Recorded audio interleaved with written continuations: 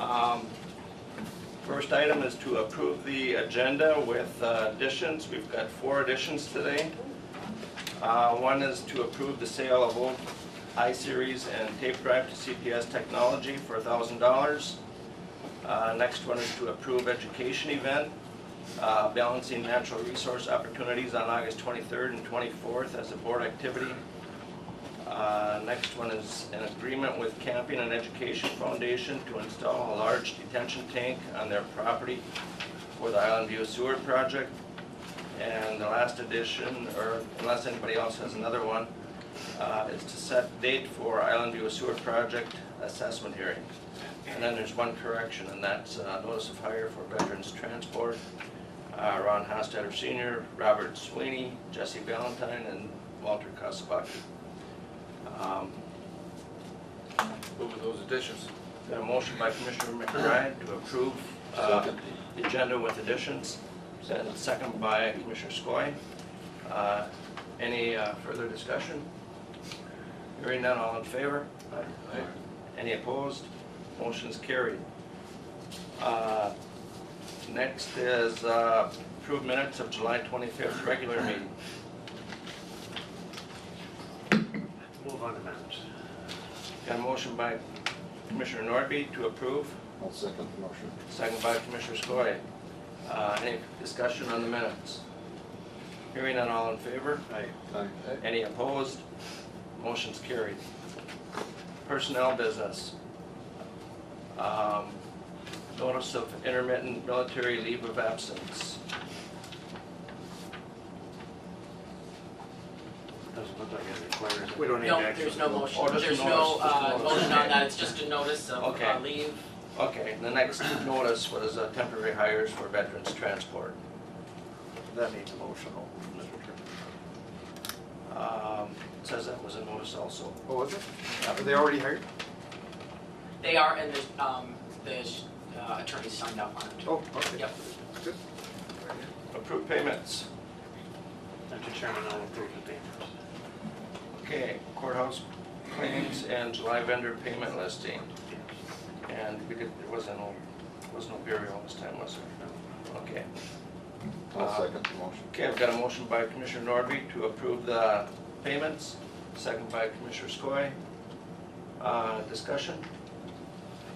Hearing none, all in favor? Aye. Any opposed? Motion's carried. Approved board activity on August 11th, 2017 for a meeting with Minnesota Historical Society, Director for Native American Initiative. Move. Motion by Commissioner Pavlik, Second. second by Commissioner McBride. Discussion.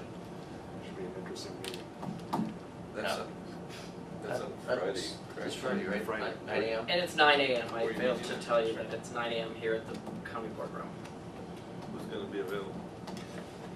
I will be for a while anyhow. Yeah, there's going to be quite a turnout, so I think we may end up in the conference room.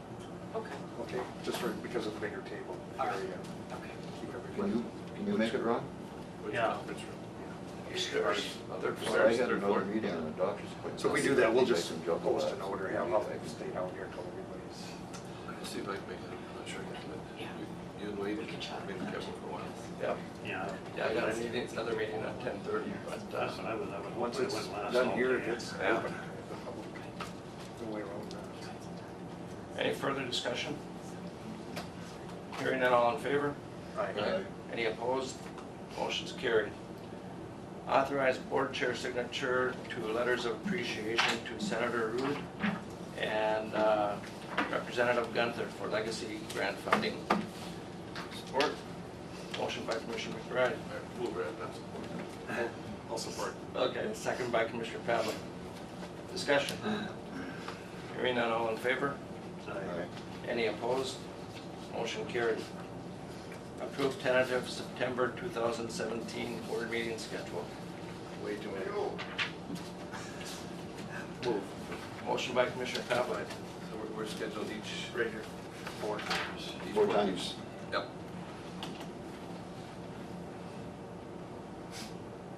So, we've got a motion. Do I have a second? That was the motion. Yeah, I know you were. Did I have a second on that? Okay, Motion by Commissioner Skoye, and second. was or what? second by Commissioner Skoye. Discussion. Still have an opportunity to throw a couple of these right out. Yeah. That's when we end up with these all day. Yeah. Yeah, that's right, yeah. All in favor? I, Any opposed? Motion carried. Coochin Area Prevention and Education Annual Report Presentation. Hi, I guess first of all, I think Stephanie's been here before. Okay. My name is Beth Slatinsky, and this time last year I was hired at the high school as the planning and implementation coordinator. I have sent out a letter to you, and there's been some correspondence. The goal of the P&I grant is to reduce alcohol use with 6th through 12th graders. And a kind of a recap of what we've done so far is in February last year, or last school year, we did a 6th through 12th grade, we did a survey with the kids. And so in May of this year, we got the data back. And so now we are planning a positive community norms campaign where we celebrate the positive that we found in the survey. And we look at the great things that kids are doing, and we're doing a campaign. Some of the things that we did this year is we do have a couple billboards that we kind of put out as teasers.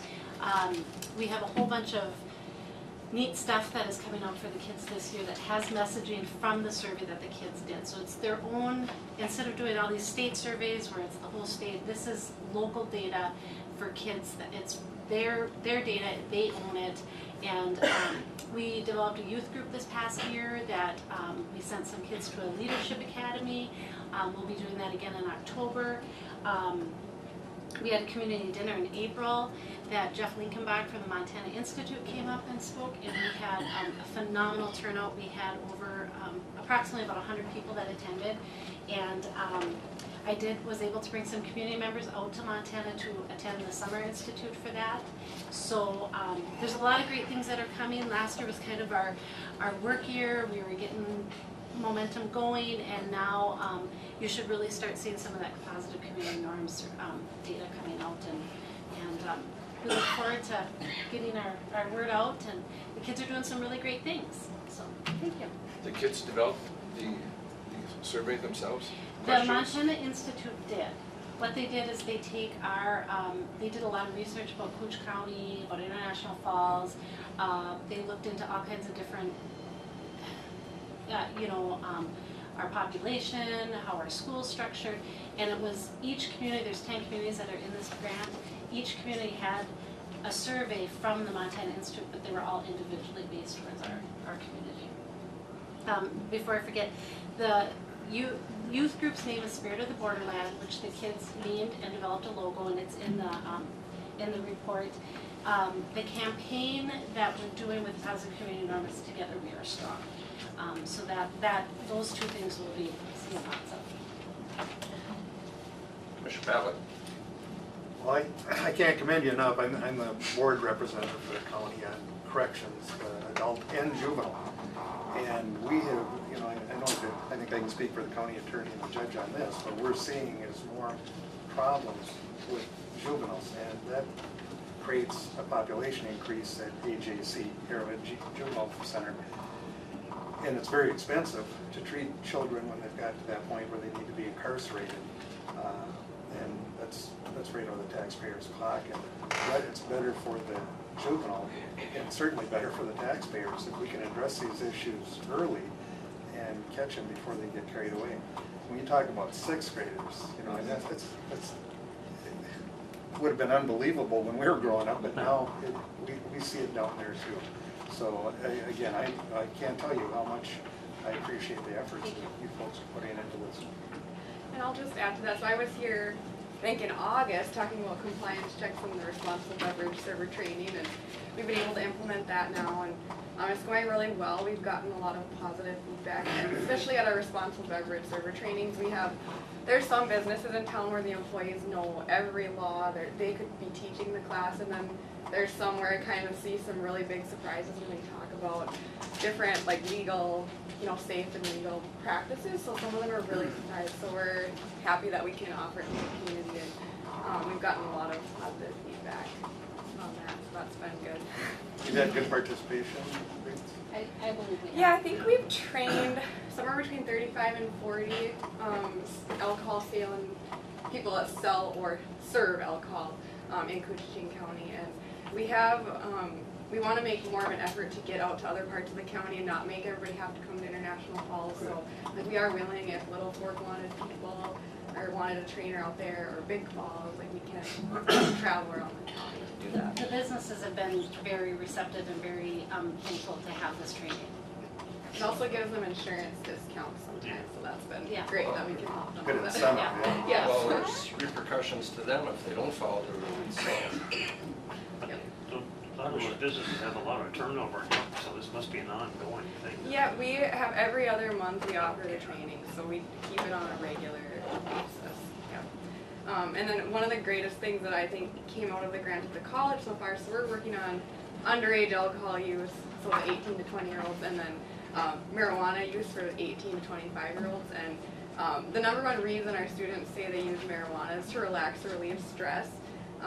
And we do have some students who are using quite in excess, and it's really getting in the way of their academics. So we wanted to show them some alternative stress reduction methods. So we have an outdoor experiential education program. So basically, just once a week, we have something going on in the outdoors, and that's been really awesome. We've got students just from all over the country. We have in Canada, Puerto Rico, Texas. And they're a little bit afraid to like go out into our community and get to know people, and so this was a really good way of getting them out and about and kind of seeing what northern Minnesota life is like. And I was actually surprised too, we have a lot of local students who have never been out to like Ash River on the trails, or they've never done cross-country skiing, so that's been really cool to see, you know, our out-of-town students and our local students getting to do stuff. Are these two separate initiatives? I mean, Beth, you have a grant, you're operating on a grant from, is it from the state of Minnesota or is it federal? Mine's state, and the ISD 361 received the grant. Received the grant. Yes, and mine is planning and implementation, and Steph's is a grant at the college. Partnership for Success. But we're all part of one Right. Coalition. Yep. So we have prevention now from 6th grade all the way through college, which we're really excited about. You've got the sheriff involved. Yeah. Yep, Yes, Karen's been very helpful. yep. And Rich too. Yeah, He's both, really both great. law enforcement, the city and the county have been very involved. Good, thank you. Thank you. But your gathering that you had here a few months ago was well attended, and it was enjoyable. It was, I mean, it was fun to, that kids get up there and do things, you know, it's hard for them Yeah. The kids have really, I'm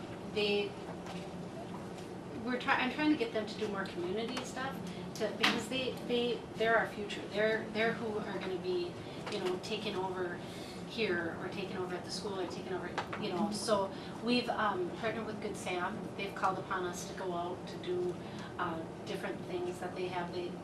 We'll ask and we'll try to get some kids out there to help. We helped with the city cleanup, the citywide cleanup. The kids took, you know, a Saturday afternoon and they worked so hard. And the feedback that the people see when we went to pick up, you know, the trash or their lawn clippings was just, those kids were so satisfied after doing that work. So I'm really trying to get them to do more community stuff so that they give back because they are our future. Where, if I could, Mr. Wright, I really appreciate the outreach to the other areas of the county because we have the same problems out there. Wayne can attest to North Home and certainly Little Fork and Big Falls too. So I think that's important and it makes them feel involved. So, appreciate your efforts. Thank you. Yeah, right. Yeah, Thank you. it's great, good to hear. Thank you. And keep us posted, will you? Well, it seems like this last year, every time you guys had a meeting, I traveled a lot this last year for trainings, and every time I was gone, you guys had a meeting, so finally we were able to make it. So thank you very much. We'll be back. I know. Coochin Soil and Water Conservation District Quarterly Report. Morning, Pam. Good morning. Thanks for having me back. Is this gonna cost us any money? No, not today. We're in good shape. Today it's all free. I appreciate having, working with Jenny just to get me over here once a quarter just to keep you updated on all the crazy things that we've got going on over at Soil and Water. And so I had my staff put together accomplishments or things that have been happening since I was here in April. So I think y'all got a copy of the report I sent over. And so, just briefly, wanted to give you some stats on the main programs that we've got running right now. AIS was a big one, an initiative with the county. They've been doing really good. We've had 20 decontaminations done as of July 6th there. 1,140 inspections between May and July. Is that yours at the Roadhouse? Yes. Yeah, okay. Yeah, well, it's actually yours, but we're manning it. We're manning it and keeping it running, so. That's one way to put it. Yeah. So people are stopping it. They are, and there was some confusion in the very beginning. I don't think folks understood that it was a free service, and so there were a few that stopped and said, well, how much is it? And so Sam went out and invested in a big free boat Yeah, I wash see that. sign, so there was no confusion then, and so the stops have been increasing quite a bit, so. So do we get complete boat wash and scrub? You know, that's a great question. I didn't ask him that, but I No, but think you that's- should take that's- advantage of that. 1,100, that's, I mean, that's, being voluntary, that's. Yep, it's all a good start. voluntary. It very is. It's a Yep. good start. And I just see UPS showed up at our office again the other day, and I'm like, who's been shopping? And it was Sam, of course, again, with all of the AIS promotional and educational Yeah. stuff, so. I've seen the last few times we've come back from the cabin, coming across the bridge, every time they've asked whether I pulled the drain plug out of the boat or whether we never, I don't know what started that, but it's a really good idea, but it's something new for me. Yeah, and I think that's kind of what the idea is to, as we've heard already, the things that we didn't think about back in the day, we're facing new concerns now. So it's really important to just start a new normal and help folks think about what's contributing to the possible infestations. So So once it's here, it's too late. And once it's here, you can't do anything about it, all you can do is prevent it. yep, trying to slow her down. So that's a little bit on AIS. We've got Voyagers, Tilson, Bowman, where all the inspections were taking place. Civic engagement has been really exploding here. Jolene heads up those programs. Little Fork draft RAPS report is out for public comment until the 23rd, so I would encourage anyone who hasn't had an opportunity to review that. I think the new paper, July 28th, I want to say, was a newspaper article on how to contact or make comments on that. So if you need more info, absolutely contact my office. So we've got some more work coming up in the Rapid and the Lower, Rainy River, Rainy Lake.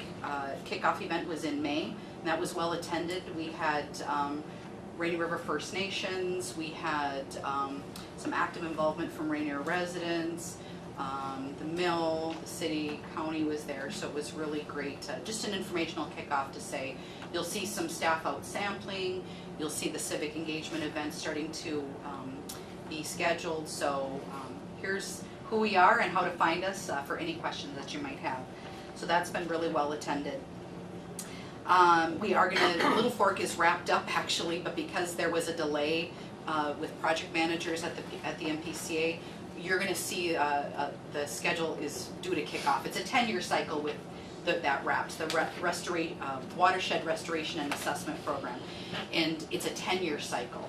And so because of that delay, you're gonna see Little Fork, even though we're right now just reviewing it, 2018 is gonna kick off that cycle again. So hopefully we'll learn from what the delays were and do a better job. It wasn't, we don't need that, that's the MPCA's, but we are a local partner that takes care of the local assessments and the local monitoring, so that state agency staff don't have to come up here and do it. We do that locally, so that's been a good way to keep our projects local. We're still working internationally. We have a new contract that is going to keep that education and civic engagement moving across the border. We have an international waterway, so we know that we can do as much education or as much monitoring or as much restoration as we want, but if we're not engaged across the border, there's only so far you can go with that. So it's been really critical to do it as a binational collaboration. if I could, Mr. Chair, to that end, I spent a lot of time in Canada, of course, and I've run into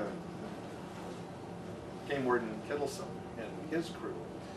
And what they've done, and I think this is a good program, as boats are coming from Canada, they're checking the plugs and stuff to make sure they're pulled so that those species aren't traveling.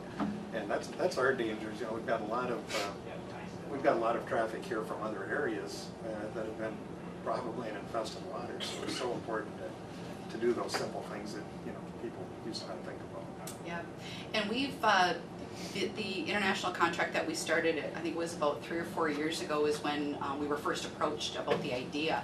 You know, prior to that, we really didn't know who our counterparts were, whether it be OMN or some of our climate change, Environment Canada. They've gone through a name change, so I'm not really. So you've been working with all the groups, including the DNR? Yes, Yeah, well, that's so great. it's, so we're kind of that hub, Yeah. and we can bring in then partnerships from all over. So being able to approach it as a binational, or actually, if we want to, we're including the tribal community as well. So if you want to think about it as tri-national, that's really our focus, because we want to make sure that we're thinking about some non-traditional concerns as well, be it medicinal plants or pictographs or, you know, burial sites, things. You know, we went through that with the rule curve, to be mindful of some things that maybe we're not always readily aware of. I can't commend you enough for working with the other entities. It's been wonderful. Canada, I mean, it's So necessary to be successful. We agree. You know, when you share a water body, it's always better when you can come together in a partnership. So we're working. My GIS staff have been doing like GIS online stories. So you can kind of take a tour on your computer. It has GIS background and points of where projects have been done and where collaborations have taken place.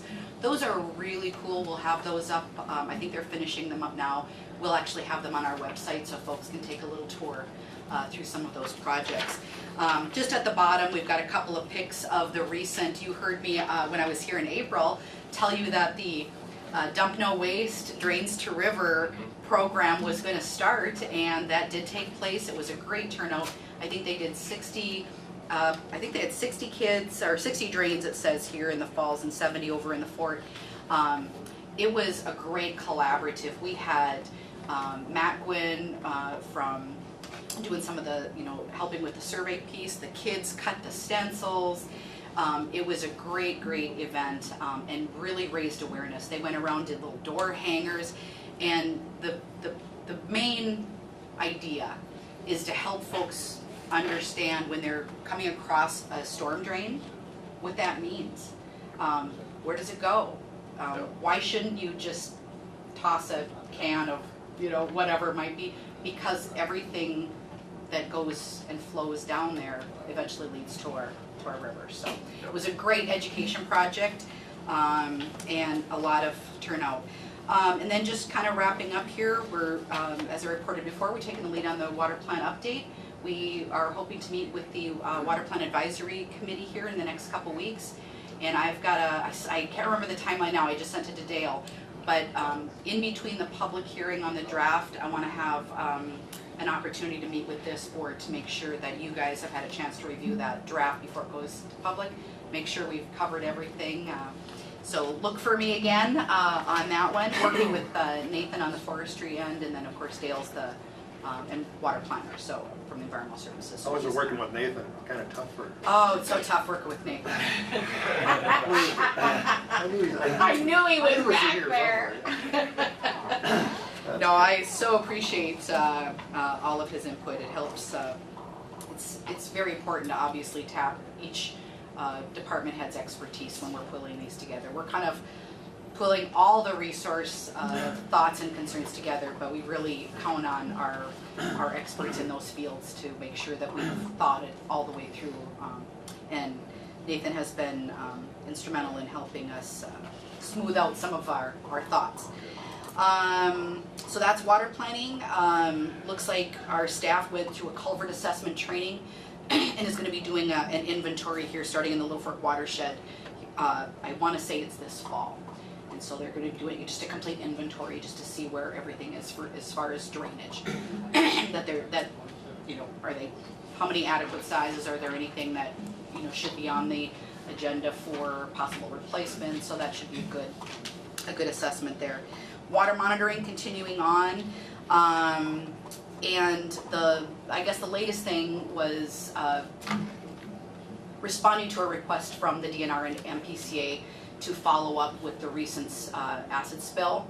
And so we did, I don't know how KVGR got our name, but they wound up here, and Eric Olson ended up on TV. So he did a good job. He was a little nervous there, but what we have found was we haven't found anything. They were out there on site immediately after. Water monitoring taking place, water samples taken, and so far nothing adverse found. And then I know just a couple days ago there were some additional new photos showing up with some bubbling taking place, and they weren't sure if it was something related. I know Karen forwarded an email to me as well, so we're involved, you know, continuing to follow up. There's some theories on what that might be. I know Bob Anderson had shared with us some, you know, history of what, you know, it might be very unrelated, maybe some fiber mats that, you know, decay over time, and so we're going to continue to follow up. Was there a delay in reporting or something? For the initial spill? Yeah. I believe it was reported early in the day when it happened. So it was, I want to say it was in like 3 o'clock in the morning. Oh, okay. So to my knowledge, protocol was followed, that when it happened, the paperwork was filled out and sent off. MPCA, I think, was their first report, and then we had it the next morning. So just as just to provide assistance. You know, it's not a jurisdictional thing for us, but as local monitoring staff, we're able to provide that quick. And I know that my technical staff went out with DNR conservation officers, so they were out there taking samples at different spots just to look for no fish kill. So to date, there hasn't been anything adverse found. So we don't know if the recent photos are something unrelated, but they're going to follow up with that. And hopefully I'll have something to report to you next time.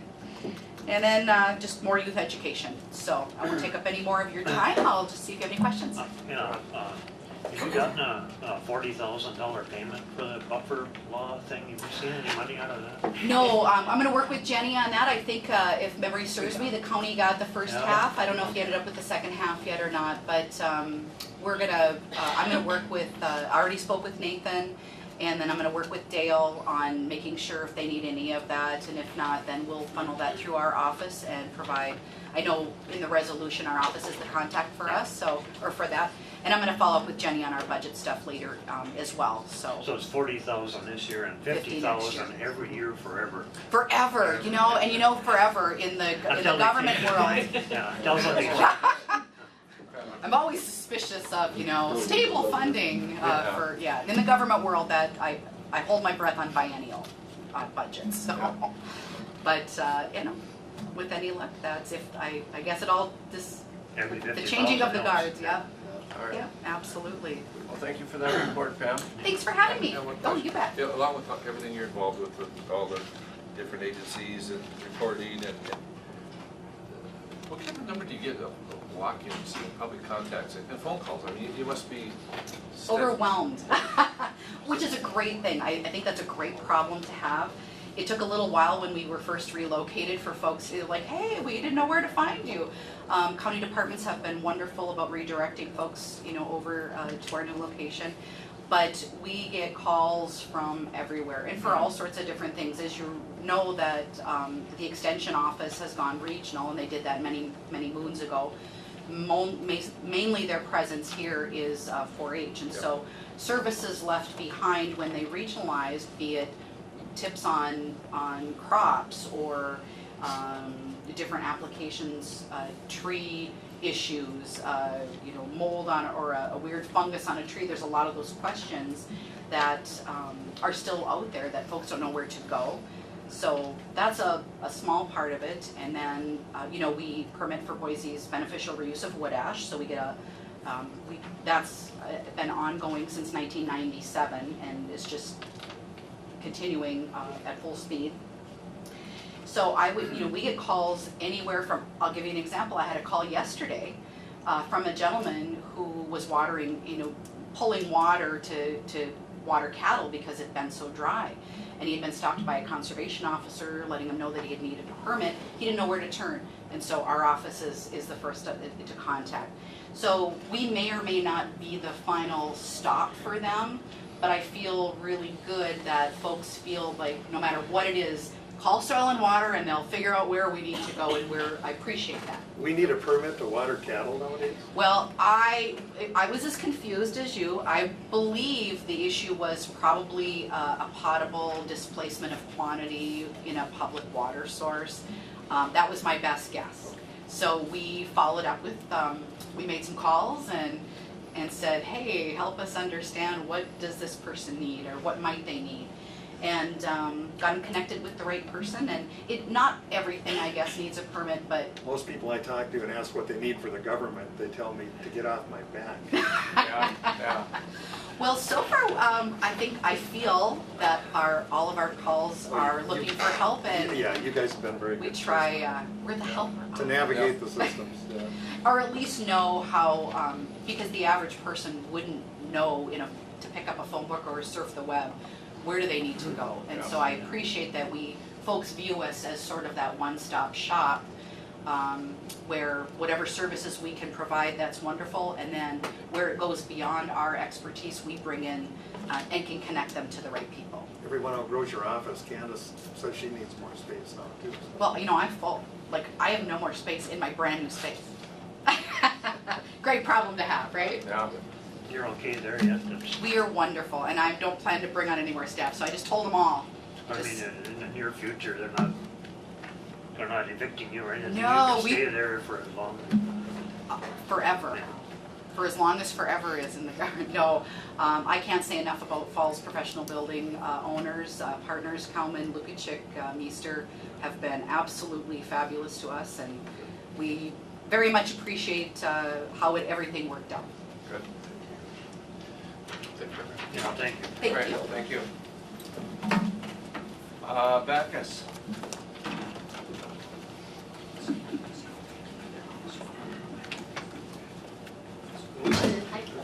How's everybody doing?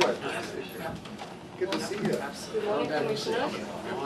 Good morning. I'm here on behalf of Ward Merrill. He's usually here and he's on medical leave, and on behalf of Backus. Is he doing okay? He's doing well. Good. Yeah, in fact, he called me before I left, but I said I have to call him back after Well, about get- 7 minutes. Please give him our best, okay? I will, thank you. Ward's a I'm- great guy. Bringing with me here is Kirk Sipchinsky. He's volunteered to be I'll just turn it down, just bend it towards you. There you go. There you go. he volunteered to be an engineer, project engineer to help with the boiler project that we are seeking for Thank funds you. today. And if any technical question or boilers, he will answer the questions. John is the chief? Is that what I understand? Yes. John's a chief, Yeah. and so is Ward. Wow, oh, both of them. Both are chiefs. We have with Backus the boiler since beginning of 1912. So we've been managed that since Backus took over it will be 15 years this year. Backus will celebrate 15-year celebration here in October. And you will be invited. 16 years ago, we were talking about tearing it down, right? Yes. Because the school had sent it to us, and we just didn't know, if it would ever be feasible. It's not only Ward, but all of you put such tremendous effort into that facility and made it successful on behalf of the community.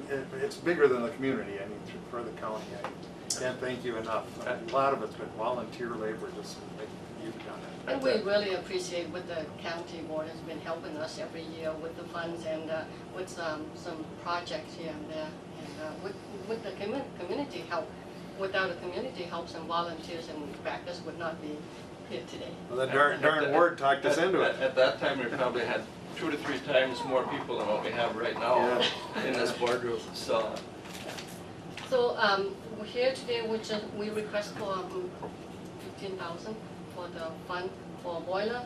The project is about 65 to 68,000. we have the USDA, we requested for grant from USDA, and we have been granted for $37,800.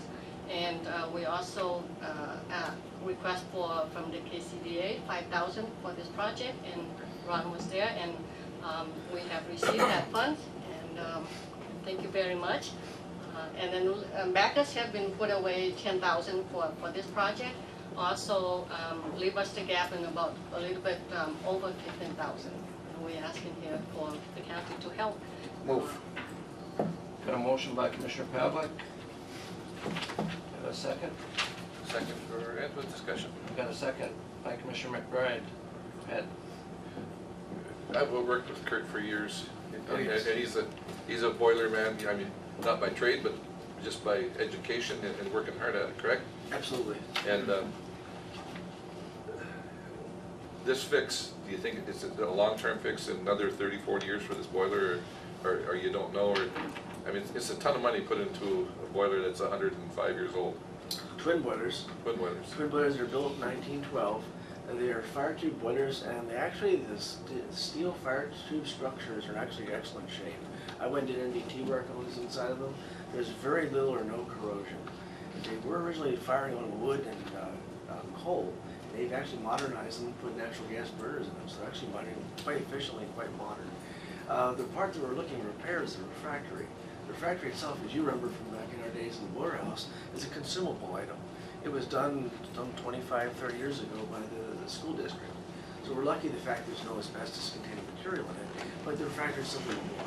For replacing the refractory, you should get at least 25 years life or more out of it. We have 15. We do have some funds in our contingency budget.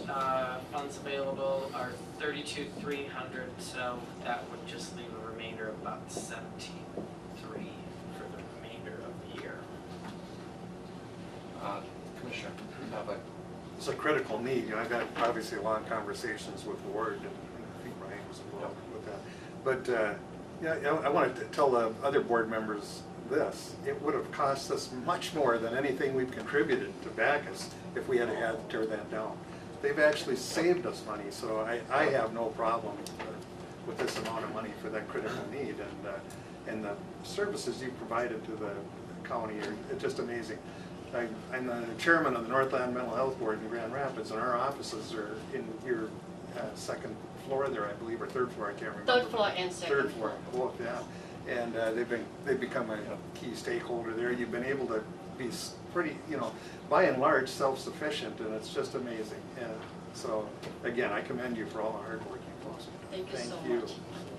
On the USDA funds, I understood you weren't gonna get the check until you had a firm bid from the contractor. Have you been through all that? Yes, we have been through all that, and we got a contract yesterday. In fact, I emailed Jenny yesterday, and I emailed down to the USDA grant application. And I believe we are about complete with the application with the USDA grant. So you're close to having the money in your hand. We will. Commissioner McBride? Part of the management committee, Commissioner Pavlik and I, and Jenny, we met at least once with Ward, and I know Jenny has worked very hard with WA, going through all your finances, and we really looked at it, and there's just nothing there for them. They need some help with this, and winter's coming on. I know we talked about, well, you know, give the money now, and we look at next year, maybe make it up, but let's get the project done now, and we'll see about next year's, whatever we have to do, but, because 15,000 right now, even from the county is, I mean, we're towards the end of our budget cycle, and it's getting tough. There's not a whole lot of contingency money left, so. Well, thank you so much, and especially for the question regarding the financial end there. So, and we really just have to watch our cash. Yes. Mr. Chair? Commissioner Skoye? I know I've made this statement to Ward before, is that he does a lot with a little. And so it's something we have to consider, but I agree with Commissioner McBride, is it's kind of the end and we're kind of out of money, but I think this is a pretty important project. Thank you. I think this should also help them save money on their energy costs over the winter, so Well, and there's so much more than, we just think of back as a community center where they host board a concert and a few other things, but you realize all the tenants that are in that building. Yeah. The community cafe, what's the kitchen? Ruby's Pantry. Ruby's Pantry. And those are all benefits to this community and save this community money. Yeah. So, In fact, I just looked at the number this morning. We have a community cafe and a summer food service program since 2010. We have been serving over 79,000 meals to 79,000. the community. Do you have the noontime lunch for children yet? Or- We do. Every summer? summer. This is the 7th summer that we provide this for the summer lunch for children. And that's anybody can attend. Anybody can attend. If the county ends up with a shortfall, Chairman Ady, who's the chairman, he'll have to mortgage his house and keep us going until December. Yeah, well, I was going through those meetings with you when we were talking about not having Bacchus anymore. Yeah. You know, I remember, I think it was close to $1 million that it would have cost us to get rid of it. And You've saved us a lot Yeah. of money and benefited the community. I mean, I just can't think of a better, I Yeah. would have never dreamed it would work out this way, so. yeah, so I can't it's been great. I know during management committee meetings, we were hard on Ward. We asked a lot of tough questions, and I suppose he left it thinking, well, they're not gonna help us, but, I mean, we have to be cognizant, and we have to ask the questions, and Well, Yeah. yeah, thank you. Yeah. Any other discussion? Hearing none, all in favor? Aye. Any opposed? I hope he's in the Carried. Ward on sick leave, just. Trying to avoid us. Thank you. I'm sure that he will please to hear the news. He probably needed surgery sooner. Give him a call right away, he'll be happy. I will. Well, thank you so much. Thank you. Thank you, Tony. Thank you. Thank you. Get that done now. I'll work on it. Jackie, I'm gonna move you up one, okay, so you don't have to sit and wait. Yep. All right? I was contemplating whether or not I should just step out and wait for a call. Yep, no, I figured I'd just move you up, because I don't think this is gonna take too long, so, I don't think we've ever told Jackie no. I don't think that so. I Well- can remember. Well, she's making money, yes. I'm bringing in money this Yeah, time, so that's a good thing. now might not be the time to do that.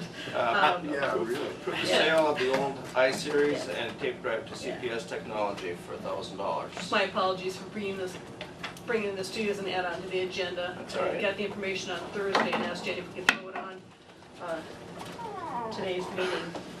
This is what we've done in the past. We've moved to a new hosted I-Series now down in Grand Rapids, Minnesota, so we don't need the system that is 5 years old now, or, yeah, going on its 5th year. In the past, this is exactly what we've done. It cleaned the system, CPS buys it from us, and then they repurge all the drives and send us a certification. Okay. They'll pick it up, so Well, this is a good add-on. this is a good add-on, You know, it's- yeah, bringing in 1,000. Yeah. Well, so now we're only 32 short. You're right. We better move quick here and grab that. Is that a motion? Yeah. Okay, we've got a motion by Commissioner Pavlik, Second. second by Commissioner Norby. Discussion. Hearing none, all in favor? Aye. Any opposed? Motion is carried. Thank you. Thank you, Jackie.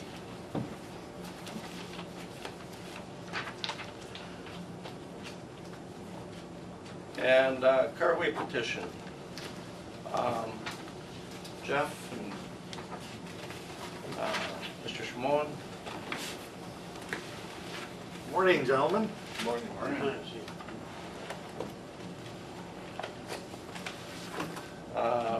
Consider acceptance of a Cartway petition. Jeff, do you want to start, or? Sure. Okay. Jenny outlined it really clearly in the request for board action. I know we've talked about this petition a number of times, including the last board meeting. Your options today are pretty straightforward. You accept or reject the petition as presented. You're not approving a Cartway, you're just deciding, is this petition as it's been submitted in form correct? And I don't see that you have an option other than to accept it and move this in the process going forward. I talked to Mr. Pedersen, the attorney for the Rudds. They are not in favor of this petition ultimately being granted. but even last week, Mr. Patterson said, you know, I don't see you have a basis to advise your board not to accept the petition. I'm not going to drive up there for this meeting. I'm not gonna bill my clients those hours for what's pretty much a foregone conclusion. So the petition in its form is correct. And I'd advise you to accept it, appoint the viewers, and move forward. Well, Mr. Chair, I'll present the petition, move for its adoption. Okay, I've got a motion by Commissioner Pavlik, second by Commissioner McBride. Steve, do you have anything? I have nothing different other than what Jeff has told the board. I apologize for not being here at the last meeting, but I was down at the Mayo Clinic having some surgery. But I agree. I think the petition that the Reds have filed is in acceptable form. We actually started this about a year ago and then tried to go a different route through district court to avoid the necessity for a cartway, but that was unsuccessful. So adults really have no option. The only way they can get to their place is with a cartway. They bought, you know, after this being in a group with a cabin lease for over 50 years, that Ryan and Andrew Dalt bought this from Mopus 2 years ago. And Mopus gave them an easement from where the shack was, where the property they bought was, to across Mopus property to the road that they've always used. And it was when they approached the Rudds to get an easement over that portion of the road that crossed Rudd's property that they were told no and were locked out, and that's when the lawsuit and everything occurred.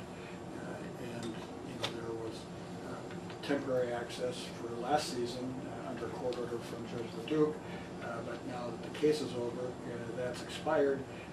So currently, they have no way to legally access their property.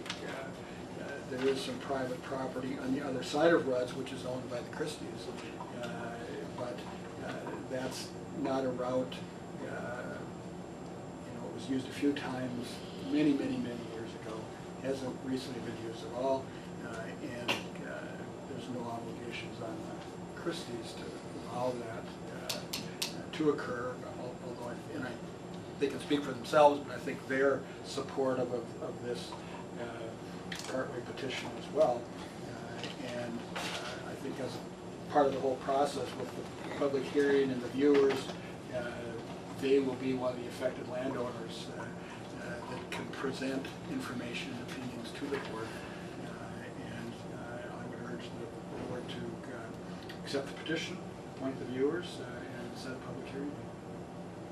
Okay. Is there anyone involved with this petition that would like to say anything? Yes, sir. Please. Just one. Go ahead. We're the Christies, Rich and Ralph. We own the land east of Rudd's. And the Christies absolutely don't want anybody traveling across our land. We feel that adults, we're for the adults, they're good people, that they should come in the road, or you should grant this cartway through that way. Because they've been in there for 40 years, they've been there 27 years before Rudd even bought the place. And take a look at this now. Rodney wants to kick them out, going across 40 acres of land, and he wants to push them over to our land where they got across 3 40s. It's not right. I mean, just because he gets in a tiff with adults, why should we have to pay the price? And I mean, it ain't right. My name's Rich Christie. Also, I'm part owner of the land up there. We bought the field in 1976, adjacent to the Dalts. We bought 2 40-acre parcels north of the field in 84, and the 20 acres up north in our driveway, we bought that in 89. We did not own that until 89. There was other owners up there that owned that chunk of land, so we did not have access all the way in from the front until 1989. And another thing is, Rudd's lawyer at your last board meeting said the Christies locked adults out. The Christies didn't lock the adults out. It was an agreement between George Bond, Raleigh Christie, Jake Blake, Bimble Gordon that dealt with Schrader, Bill Schrader. Bill Schrader died in 1973, and his wife Rosie stayed there a few years, sold the place to her daughter. Rosie is the one that, she was old, she didn't want to participate with that. They sold the field to Raleigh Christie. Meanwhile, George Ballon, Jake Blake, they were using Rudd's Road down there, or the Mopus Road there. And they were going in through Traders too. They were using both roads, you know. Adults were part of that shack until early 70s. They were friends to my cousin, which is George Blond's son. That's the only way they come in, as friends. They had nothing, they weren't members of the shack or owners of the lease. They didn't become owners of the lease till, what, late 70s, early 80s? 91. Or 91. So, We just hope the board really considers what's going on here. I mean, they got across a 40-acre section of land. on property. 700 feet of it is on a curve. I mean, if they would straighten it out, they wouldn't lose 7 feet on each side of the road. I mean, it would be right there on their boundary line. So, Okay. but I hope you guys consider and really think it out before you make a decision, because they need this place. That's the only access they got in. The judge said at that case, we were there as viewers, he said he'll no longer accept alternate routes, and you cannot come in from the south. We own down by the south, and nobody's coming across our land. You know? And How about those Pavliks, how they been? they're in jail. But I mean, I hope you guys take this, I mean, they need your help and they need for you to take this serious. Yeah. And they deserve that road.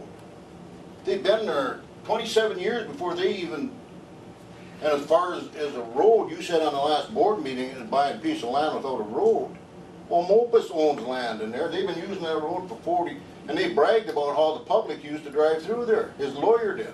Car after car, the public would drive in there, turn around, and go back out. Yeah. Well, what are they supposed to think if it's not a public road?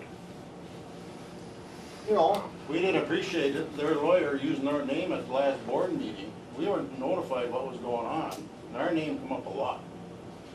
And to us, that's not right. It did come up as Yeah, a. yeah. and the funny thing, at the trial, we were up there to support Dulce and his viewers. Their lawyer just come out of the blue and grabbed him. No notice, nothing on the case, no explanation of nothing, just grabbed him, threw him up in the stand. It was their lawyer that questioned him, not him. Okay. But I hope you guys really think about this, because it is serious that they deserve that right away through there.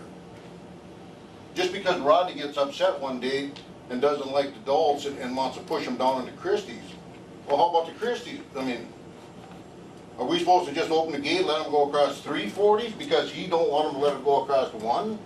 What kind of sense is that? Okay. You Thank know? you.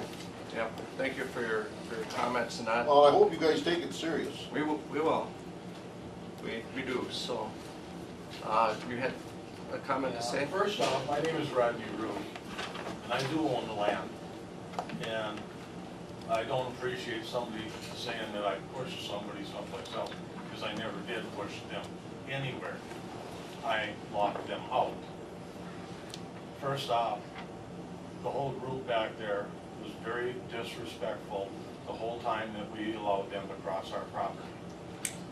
And when they bought that property, they didn't have the respect enough to come and talk to us.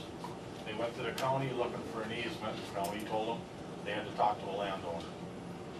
They still didn't come talk to us. They went to Law and Abstracts, had an easement drawn up and said, have Rudd sign it. We were called, didn't know anything about it. Doug showed up at my house one day and he said, you gotta sign this easement so I can get back to my cabin, or my property. I said, well, through the advice of an attorney and my realtor, they advised me against it. He said, well, I feel sorry for you, I'll see you in court and I'll own that effing land. Next thing I know, one day, Mr. Shimon and Mr. Doug Dalt show up at my cabin, knock on the door, come on in. Mr. Shimon wanted to talk about this easement. I said, sure. I asked Doug to wait outside. Well, reluctantly, he went out, and we started talking. Mr. Shimon can attest to this. Within 2 minutes, he come bursting back in, and he said, if he's got something to say, I want to hear it.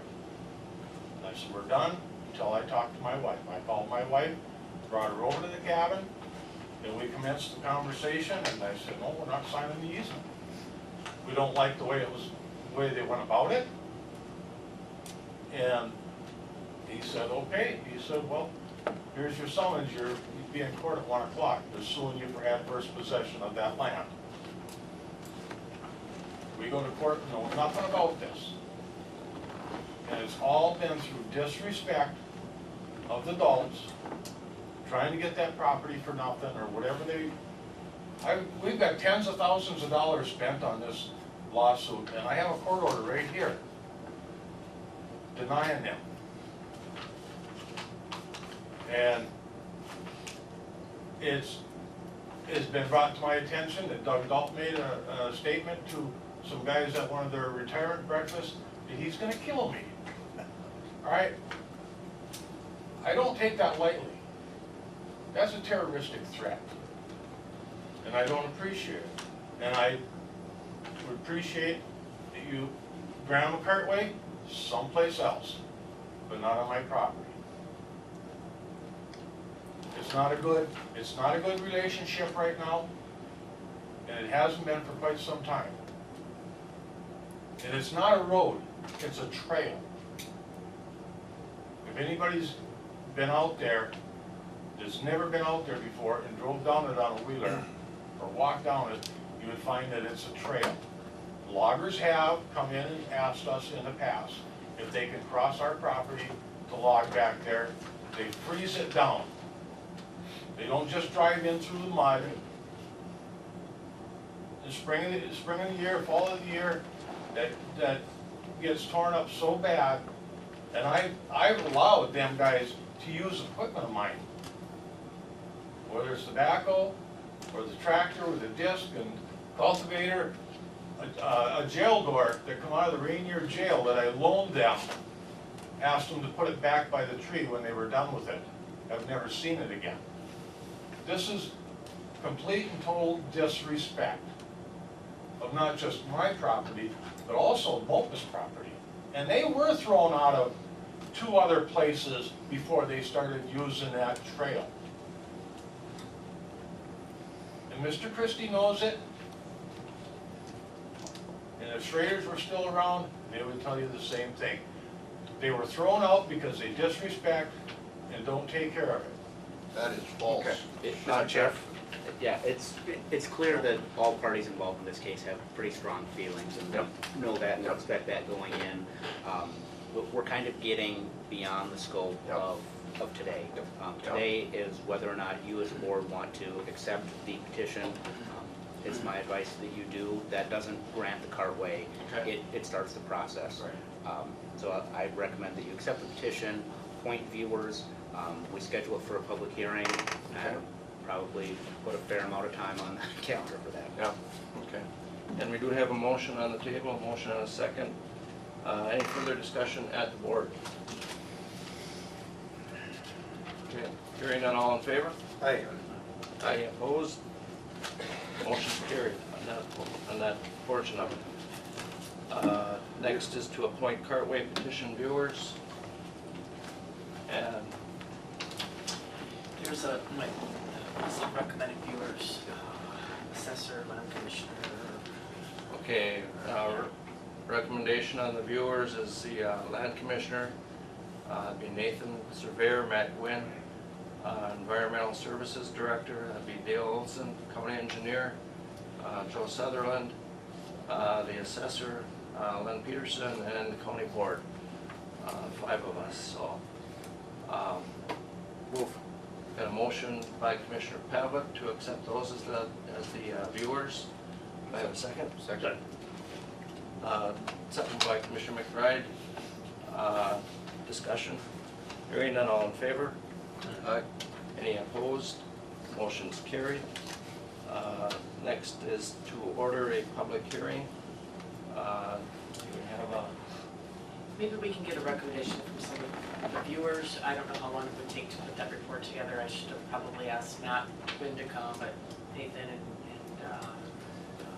Joe, I'm thinking 60 to 90 days to Okay. get that information and to put a report together, and maybe, do you think that's reasonable? maybe Nathan, Joe, and Dale, and maybe Jeff can get together and do that by the next county board meeting? We can. I think we need Why don't we- to set a public hearing We within need- 30 days of accepting the Okay. petition. Mr. Chair, I'll move that we set a meeting within the period of the next 90 days, and to be determined as soon as they can. But that way, we're setting it within 90 days. But I don't think we can set it date to day, because Yeah, that's why. You need to. Do we have to set the within exact Yeah. date? 30 days, you need to set the date. So we have 30 days to set the date. Yeah, We have 30 days from receipt of the petition, and that petition was received on the 24th, I believe, and we're not having another board meeting until the 29th. So we do need to set a meeting date for the public hearing, or for the Cartway hearing. It's not necessarily. Well, or if I could, Mr. Chair, why don't we do this and set it for a Tuesday, since we're gonna be here for the board meetings for the next 4 Tuesdays. That way we know everyone's here, generally, you folks are too, so.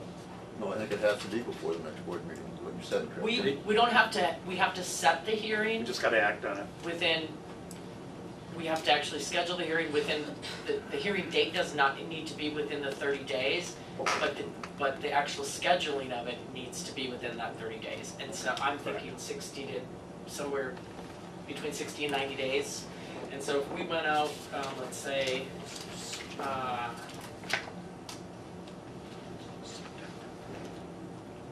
couple of months, we're at 8, I think look into October. I don't think we should do it in deer season, we'll get shot. That's a holiday, eh? well, 2 months, 60 days brings us out to around October 9th. If we need a little bit more time than that for the viewers to get the reports together, I'm sure there's going to need to be surveys done, wetlands considerations.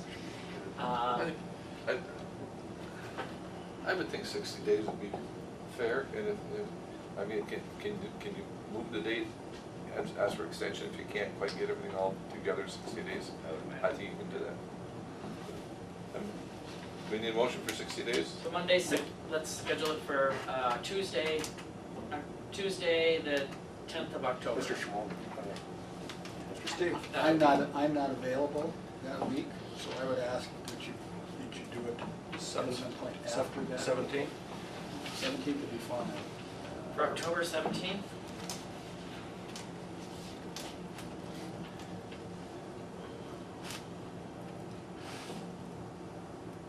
And that'll give everybody a little bit more time to, Yeah. it will take some time. I just guess for all parties involved, I know that's a long time, but government moves slow, and these are issues that we need to get through. We need to get everybody together. It's a very important decision, like Ralph said over there. I mean, this board does not take these things lightly. Yeah. We'll do it fairly. For all parties, we absolutely. do look at it fairly. That's your motion then, October 17th? Yep. Okay, Second. that's second by Commissioner McBride. Discussion? Hearing none, all in favor? Aye. Any opposed? Motion carried. Question, Mr. Chair. As far as the viewers, once we have them set, I guess at that point we would contact the landowners, because we have to have access, correct? That's correct. To view any affected land over there that we think that would be a possible cartway, right?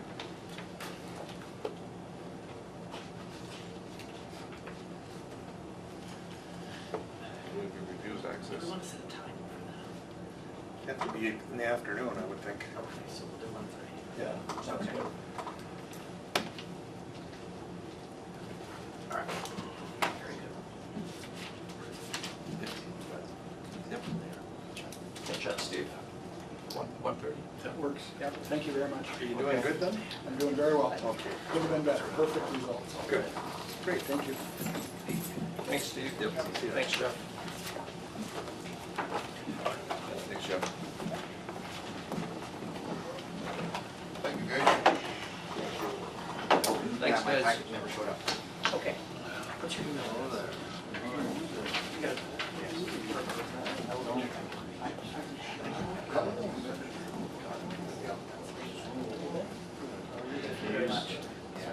I know that. Yeah, it was me. Ah, that's why. Yeah. Yeah, the other one Yeah, is, yeah. the other one is the news ad. Okay, all right. I'll just send it directly. Okay, this is, All right. this is right here. And I'll report You're on the the section, board it's packet. right here. This one, Yep. right? It's right here. See, you just must have found it It's on by down the error. section line. Everything else was coming in fine up until that's where it's. And Yeah. So this hers is, are yeah, this is, probably Okay. this is not right? Sounds good. This is not right? Yep. Yes, we are. This is not right. Oh, this is I not. didn't think we Okay, were. that's right. Oh, here, can you sign these things? So that's, yeah. 5 minutes. No. Um, If we don't have it. Well, we got We're one, exactly on we schedule. got We one got other- Joe. One other item here. Oh, we do first. One of the additions? Yep, What was it, education of it? yep. Yep. Where's this at? I didn't see it. Over at Palisade. It might have been that opportunity. Yep. I think I got a flyer. I think that's where it's at. Christie's. Isn't that where it's here? This is the flyer that came from there.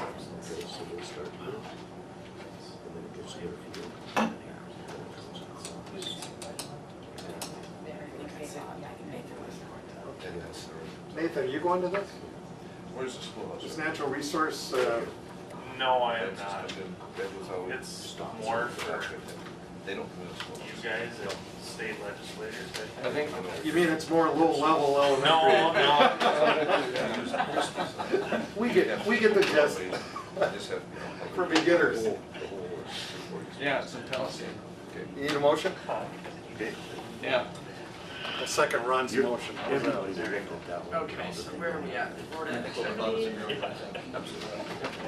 All right, balancing natural resource. So, Norby. Okay, I've got a motion by Commissioner Nordby, second by Commissioner Pavlik to accept the education event, the Balancing Natural Resource Opportunities on August 23rd and 24th as a board activity, and that's in Palisade. Any discussion on that? Hearing none, all in favor? Aye. Aye. Any opposed? Motion's carried. That's where Margaret lived, Yeah. Sherman. And, we still got a couple minutes now, don't we? Is there any more over there, Brian? Sure. Please. What time did you get home? Oh, it was good. We were out of there, I think, 7:05. Oh, yeah, so we Yeah, have to read up it our was good, yeah. We had a handful of people ask to set appointments to meet, and a few more folks who called in. But, yeah, we're good. Thanks, Brian. Everyone, in fact, when I stepped out the door, there were a lot of them there. So I think. Did you get what, Ryan? I think we had about 35 people there. We had about 10 more people than we had for the first meeting. I had to throw the dollar thing because that is the most I efficient know, way to do it. I know it is, and I had, Burgess came up after the meeting and said, we'd be glad to do it for $1, and hopefully there's more. He's got more impact Got there. a big chunk there. Yeah. Good. Well, that's great. So the sooner we can get that rolling, the better. I'm just supposed to give everybody 2 weeks to send in their comments and then I bring them back here. And then we'll let everyone know when it comes aboard because that is when it moves forward, once we make that decision. But it's up to you, however you want it. No, understood. I mean, of course, we're not in session yet right now. So, I mean, I really like to hear some of the people that, if there is opposition, and what the reasons would be. And the last point would be, anybody that sent in any of the comments are pretty much probably anonymous. But if they come to county board, that would be our opportunity to object, and we could hear that. And we talk about the issue, we always take those objections Gotta give everybody the Very- opportunity. That's serious, whenever you look at for easements or take a land. I agree. I thought we tried to present it like we're not trying to force this on you. If you want it, okay, if you don't want it, okay. It was perfect, and I gotta tell you, even I could understand those drawings. Oh, you did a good job. Some of it I could, the elevation stuff, I struggled with that. Oh, yeah, yeah. Yeah, they took me to court once, you know, and said that I designed Gold Shores Road. You know, I didn't mean to. I said, if I designed it, we are are in speed trouble. limits, but Keenan Drive is 35. Well, I don't know how they got set for 40.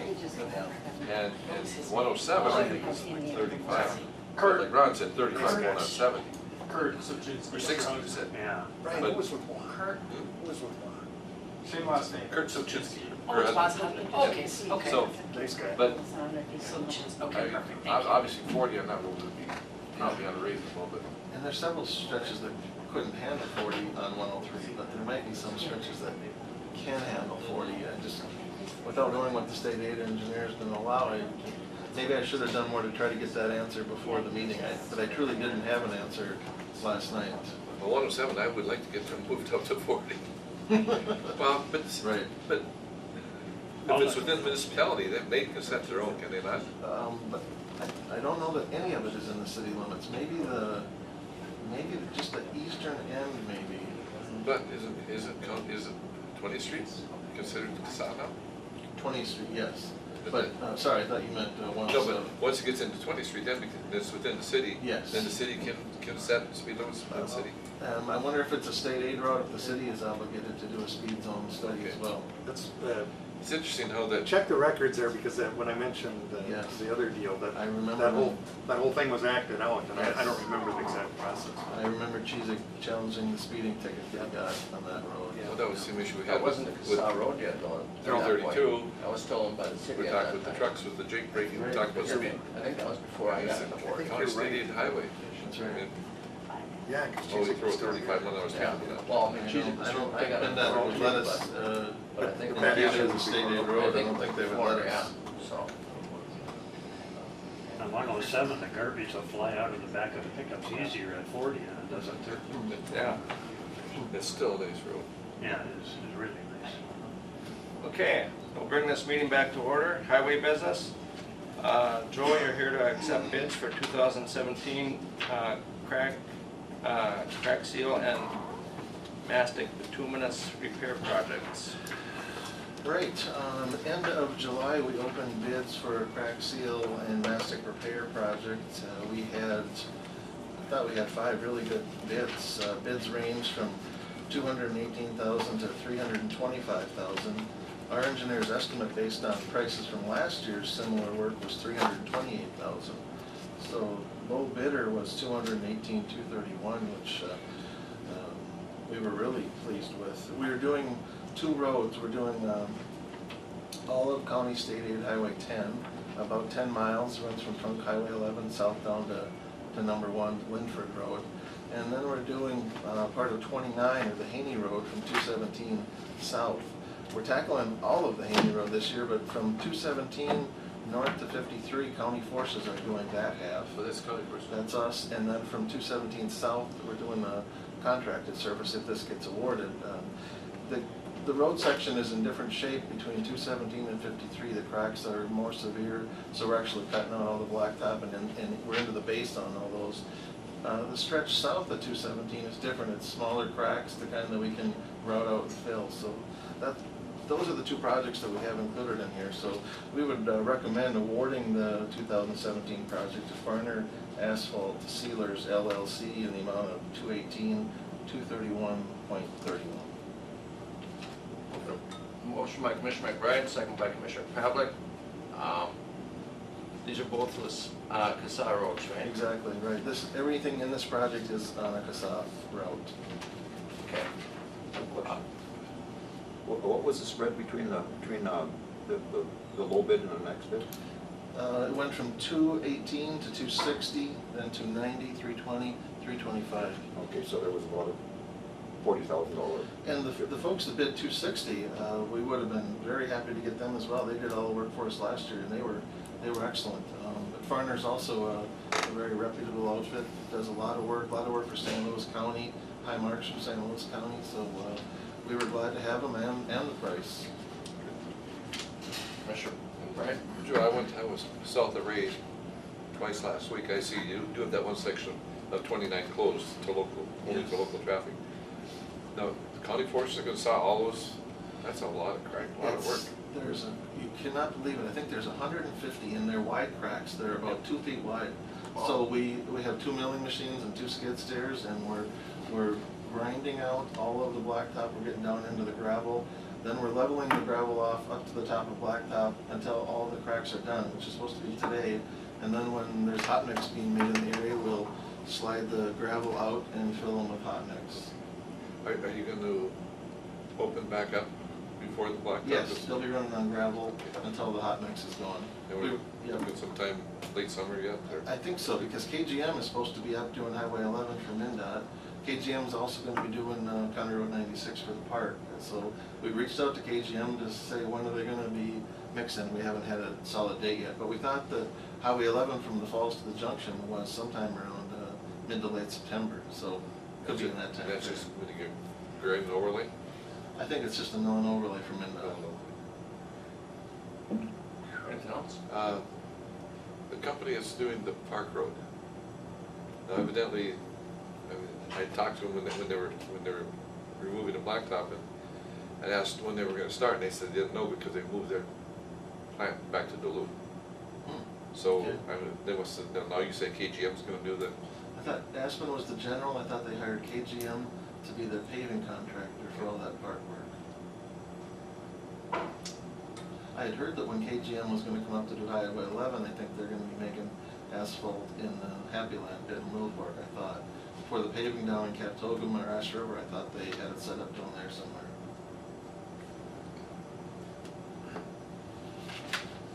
Anything else? I got a motion in a second, right? Okay. Okay, all in favor? Aye. Any opposed? Motion carried. Thanks.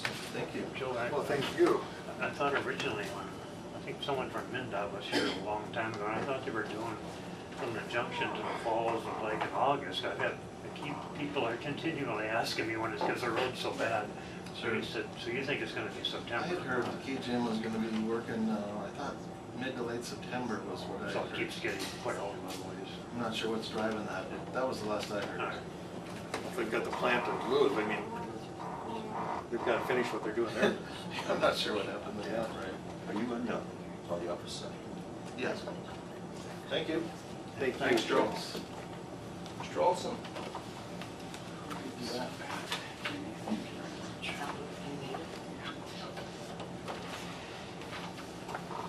Yeah, Joe, hang around and see how we treat this guy. Yeah, He always tells us he's. might have some bruises by the end of the day. You were him. Him. You had to bring the county attorney, so I know he's nervous. Yeah, he does every time. All right. Here it is. Want me to start, sir? Yep, go ahead. Okay, what we have on the table today is the wetland bank, Bruce and Tanya Haas-Bargan. Down in the Wildwood area, I'm just gonna go over some specs here. I did give you the copy of the permit application in packet. It's pretty long, single-sided. It was probably, I don't know, 50 or 60 pages. I'm sure you looked at everything. But first I'll do a breakdown. Property is located about 13 miles west of Northome on Highway 11, or Highway 1, excuse me. East, yes. Was a 120 acre parcel. The corner, the northwest corner with the house on it, and 4 acres was sold. That leaves 116 acres in that parcel. The bank area includes 70 acres. The acreage consists of a mix of 89% wetland and 11% upland. The aerial photos show that the crop-in history was for about 10 or 11 years, and it's got to be a minimum of 10 years before they can get any credits. At 10 years they get 50%, so we end up giving about 55% credit for a lot of it. And percent credit is variable. Estimated credit allocation is slightly more than 35 acres, so it's about a 50% total allocation there. Minimum 5-year monitoring plan. Credits are given based on annual reviews and the monitoring plan. And I got news yesterday that the Army Corps will require a final delineation at the end before they get the final payment. We do have Tanya Hasbargen in the audience, if you would like to invite her up, or if we have questions for her. Tanya? It's actually Tanya. Tanya? N-Y-A. And we have a letter here from Bruce or his consultant Josh Stramlin, neither one could make it. He did send me a letter yesterday, or early this morning, and he just says regarding the county board consideration approval of our Wildwood Wetland Bank application. It says, Dear Mr. Olson, we appreciate all the time, effort, and input that the technical evaluation panel, the county and the county soil and water conservation district, Minnesota Board of Water and Soil Resources, and the Corps of Engineers have put into our proposed project. All the input and comments have been incorporated or addressed in our plan. We believe we have a good project and we'd like to proceed. We appreciate county board approval of the application. Where we are at right now is we have been following Minnesota statute 15.99 regarding extensions, decision extensions. You have 60 days and that extends for 60 days. We've gone through about 4 of those, not full 60 days one, but some of them were 30 days or 45 days. The current one we have right now expires, I think, in August 18th or somewhere right in there, before the next county board meeting anyway. So we need to either get a motion to approve or some other type of motion. Jeff is here to give options, I suppose. The technical evaluation panel has been working on this for close to 4 years, and I think it's time where we've gone back and forth, and there's not much else that they can do. So I included their recommendation with your packet. What happened to our Highland Protection Act? I guess just maybe Kevin and I were here for that. Yeah, we had discussed doing a resolution or something like that, and we discussed putting a wetland banking ordinance in effect. I could really never got any solid direction, I didn't feel, on what everybody wanted. I think there's different ideas here that we have to spend more time on. We can certainly do that, but this one had already been submitted for that anyway. So a moratorium is expired, and I'm going to shut up. This project, Dale, is going to provide 35 acres of credits? Correct. Okay. For private use. It doesn't go into the road, wetland, the road bank, or anything like that. This is private use. So if Peter Van Nibelschnitz down in Beltrami County needs 2 acres, you can contact. So if we got a road project that needs wetland credits, we gotta look elsewhere? Well, no, we could buy it for road project, but it's not going into the actual road bank that the state owns. Okay. Just for an example, that Mike Reed, when he did his wetland bank, it was all for the road bank, the state road bank, so they just wrote him a check and he was done. Okay. This one is more private sale, smaller pieces. It can go anywhere, but it's got. Okay, if somebody wants to build a house or a garage that needs. Mining on the Iron Range, I mean, there's big demands in some areas, and that's Yeah. what's been happening, especially in Lake of the Woods County. I mean, you know, again, I'm just expressing the things that we hear from the commissioners over there, where they, you know, land is cheaper here in Koochiching County and Lake of the Woods County, and that's where people are looking for wetland credits. What's the problem there? Well, I mean, the fact that we don't have a lot of high land, and as we convert more into wetlands and wetland banking to sell for companies across, you know, is that the direction we really want to go? which is why we had that big discussion. I don't think you were here, and that was quite a while ago. Yeah. I mean, but this one was applied for before we had that big discussion. Right, they had the scoping document in, and the state kind of looked at that as a submittal. Yeah. Commissioner McBride. You know, I guess I was here 4 or 5 years ago when we first put the moratorium on, and it's been a long time, and we really haven't done a whole lot with it. But it's always been the concern of, I think, the county board and other people is that we're not against people buying property and making money off it. That's the American way. But the issue's been is people, they sell off the wetland credit, and then they walk away from it. And it goes tax forfeit, and it comes back to the county, and you get $1 an acre built on it or something like that, or it goes to pheasants forever and it's tied up in it. That's always been a concern, that property, once it's a wetland bank, it comes off the tax rolls once everything is sold off, and then we got more public land sitting there with no income off it. So that's always been the concern, but I'm not against, you know, people being entrepreneurs and trying to make money. And that's why we're here. We all want to make a living. Any other discussion? You want to talk options? Yeah, I would like to hear some of our options on this. Options are good. Okay. You don't have a lot of options. You gotta. You don't have any. Your attorney shoots straight with you. You got it like that.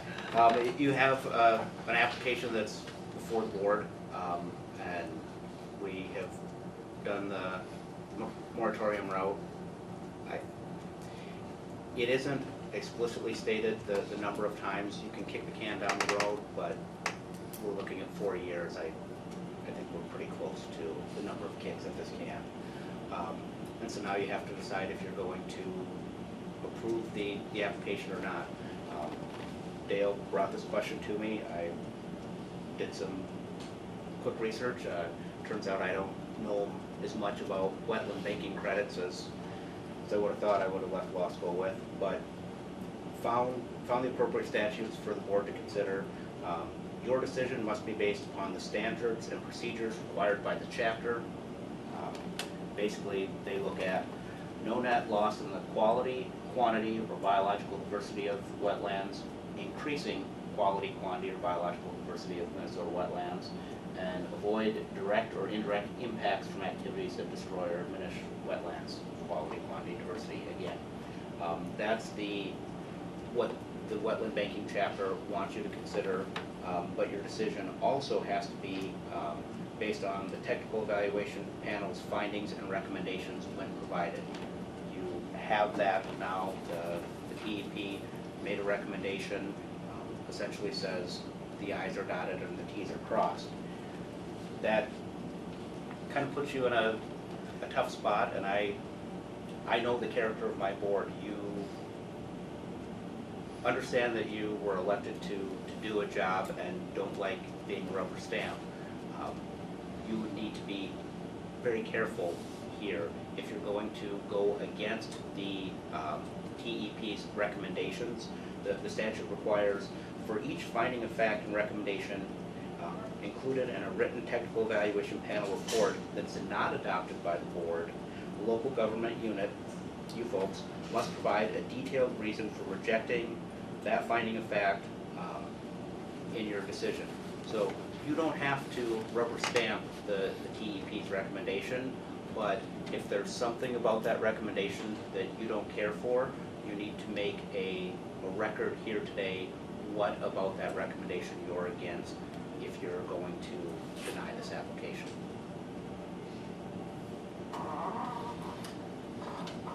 Well, in the broader scenario, we're in Koochiching County. This county has the largest repository of wetlands in the entire nation, other than Alaska. To me, that's always been a reason why we've got to be very careful what we're doing here with these wetlands. I mean, do we really want to create more wetlands in a county that's almost completely wetland already? What's left for people? I guess that's the bigger philosophical issue that the board is dealing with. Yep. And you're right. I mean, just be a panel. I'm not here to rubber stamp a panel. You know know that, so. So this is a philosophical issue as I look to the future, and just seeing what's been happening in Lakewood Woods County and the concerns expressed by some of those commissioners, and Todd Beckel in particular, who's an absolute expert. He is our expert on what else. I mean, quite frankly, it's frightening. So I'm very cautious on these. The only avenue I can see me supporting this is the fact that it was applied for before we set our unofficial moratorium. I know you folks have done a lot of work on this one. But look into the future, I'm telling you, we're the ones we're the ones setting the future for this county, and this is a huge issue for this county. So. Mr. Chair. Commissioner Skoye. I have the same issue as the fact that there's very little farmland around, and the fact that when I was a kid, when the school bus went east on number 1, it took 2 school buses to bring the kids in. Now they can bring them up in a minivan. And by doing this, you're lessening the chance of anyone moving in there and adding to the community value in the school and everything else. And in the scope of things, this is a solution run around looking for a problem, because we don't have a problem in this county with the wetlands. And to add 60 more acres of wetland to Cooch County is not going to better this county one bit. I understand if you purchase the land, you have land rights on doing things, but sometimes the land rights shouldn't infringe on someone else too. And I have a real problem with this project. I understand what the attorney has said, but I think that this is just bad for the community. I've had many people in the community say, don't do it. It's not going to be good for us. Why should you take that farmland out when, and now the house has been sold, so obviously it's looking at when this bank is used up, it's probably going to come back to us. And so I have a real problem with it. I don't know what legally we can do, but I'm very unhappy with the whole project. Commissioner McBride. I just, listening to Jeff, I mean, our options are very limited. Unless we want to get into a big legal battle. I mean, obviously, that's where it's going to end up if we reject the TEP recommendation. And when we have, and we don't know that. Yep, I can't speak for the Hannah Arbor. Yeah. Obviously.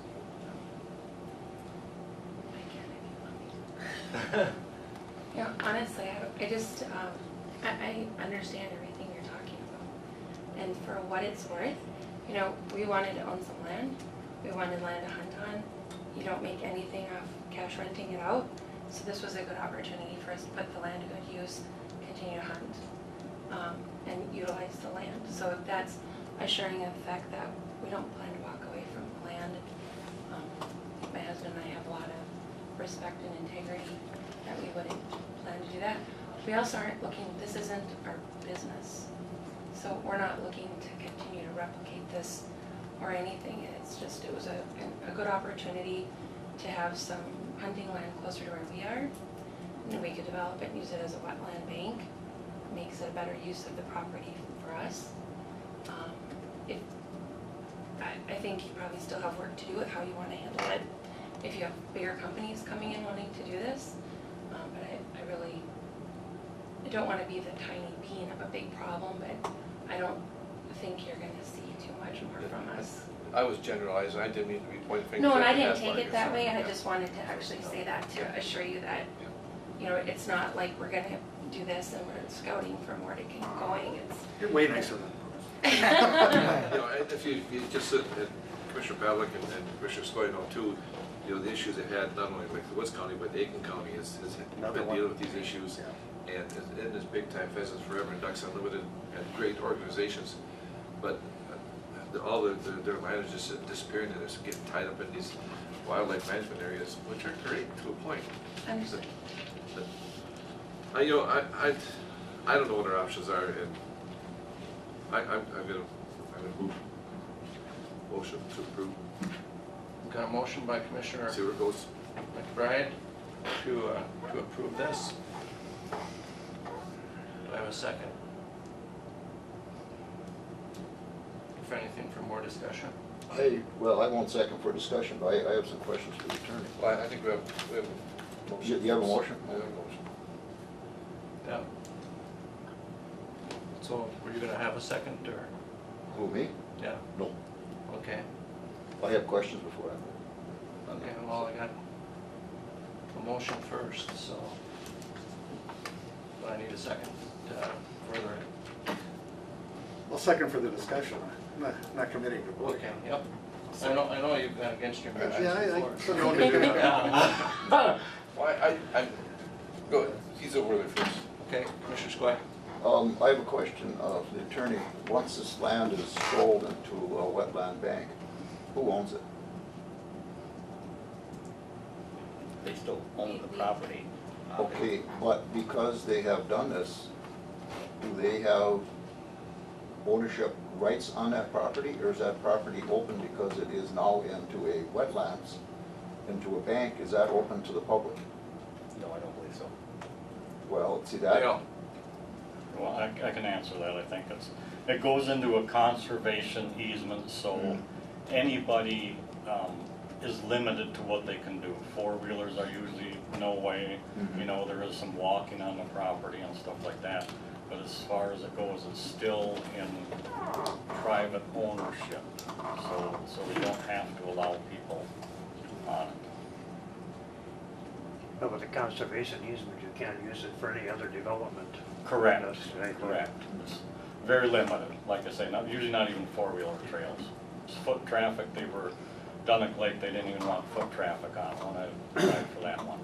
But they would usually allow foot traffic, hunting or something. Anything else? No, I move that forward because I just believe that what the attorney says and what the panel says, and in fairness to the Hasmarkers, one way or the other, the board should act on either yes or no. Right. And Yeah, it doesn't sound like there are a lot of options.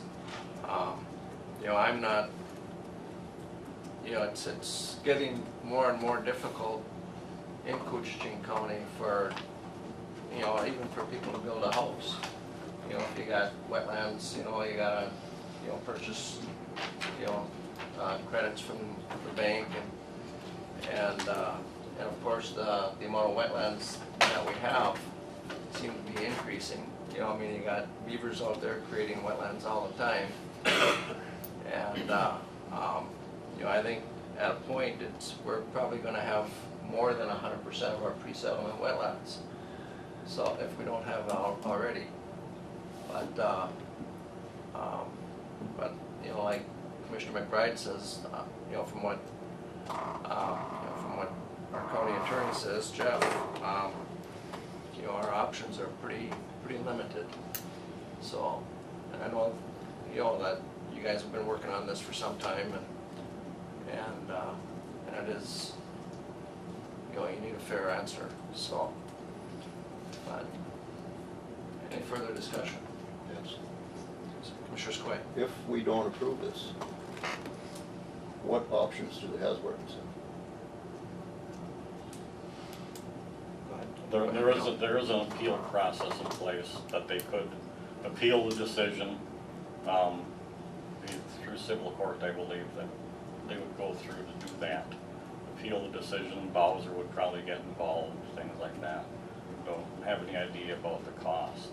The one thing I can add, if you don't mind, is that if you do refuse it or deny it, we need to come up with some good reasons why and have those in writing within a limited time. I think it's 10 days, or maybe it's 30 days. It's 10 days.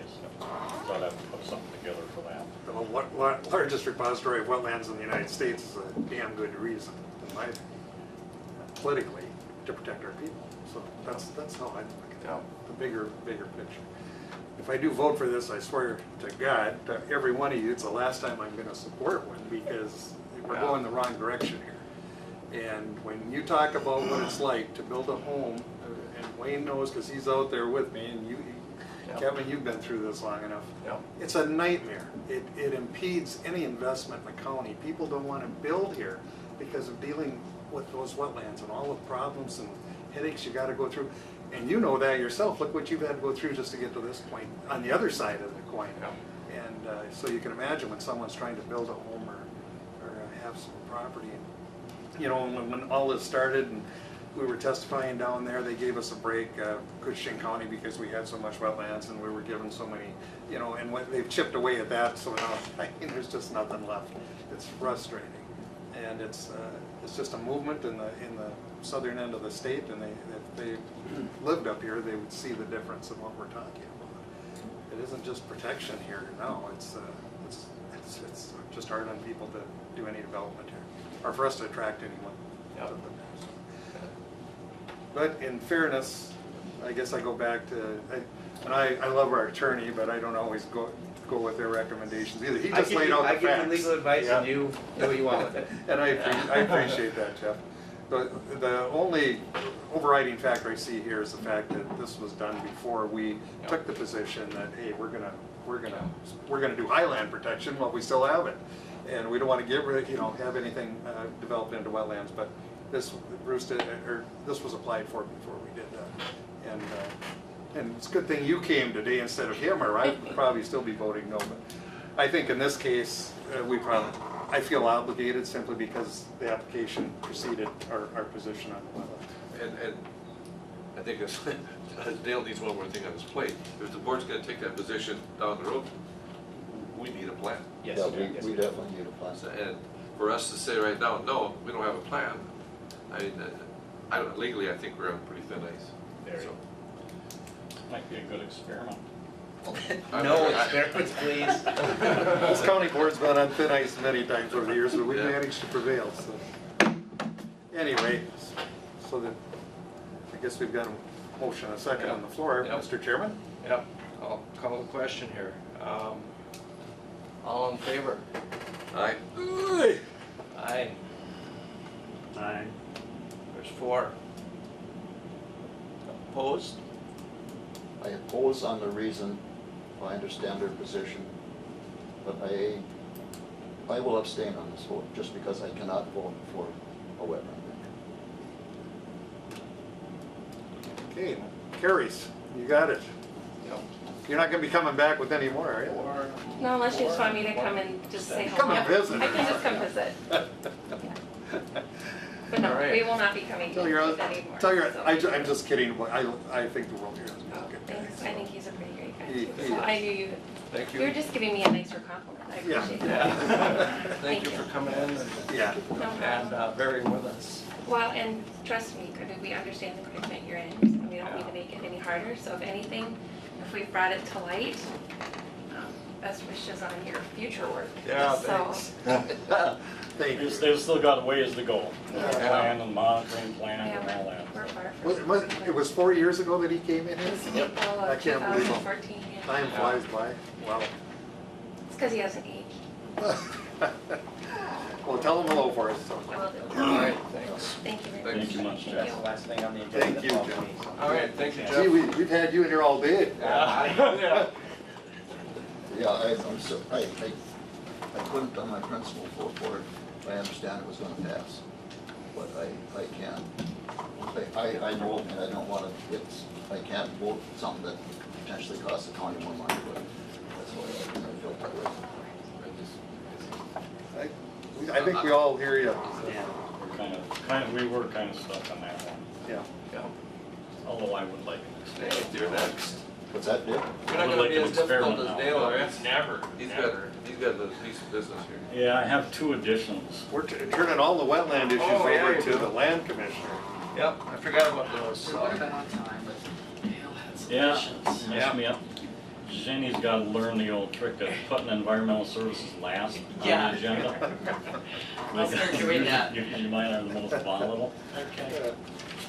Okay. Or after lunch when we don't have a clue what we're doing anyway. Yeah. Agreement with Camping and Education Foundation to start. Okay, we can do this one pretty quick. Here's a rough, or not a rough draft, but a draft of an agreement with Camp Cooch. Their Wagner Construction is gonna be ready to put the tank in fairly soon. So this is a draft of the agreement to put the tank on Camp Cooch property. It is not finalized. They have some more comments to say. There were a couple things that they were concerned about. One of them was that they want to make sure they're not shut down during their camping time, that there's no construction during camping time. So what I'm here for today is just to get approval, a motion to allow Kevin or me to sign the agreement when we finalize it, probably later in the week. We don't want to wait till the 29th. That's getting too far out there. So just a couple odd and ends, that's a rough draft of what it is, and there's nothing in there that's really, they're just protecting themselves some, insurance stuff like that, so.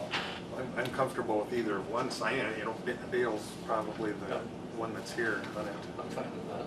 you okay with that? Yeah. I mean, if you feel necessary, we can. That way they can come after him rather than Yeah. me, so.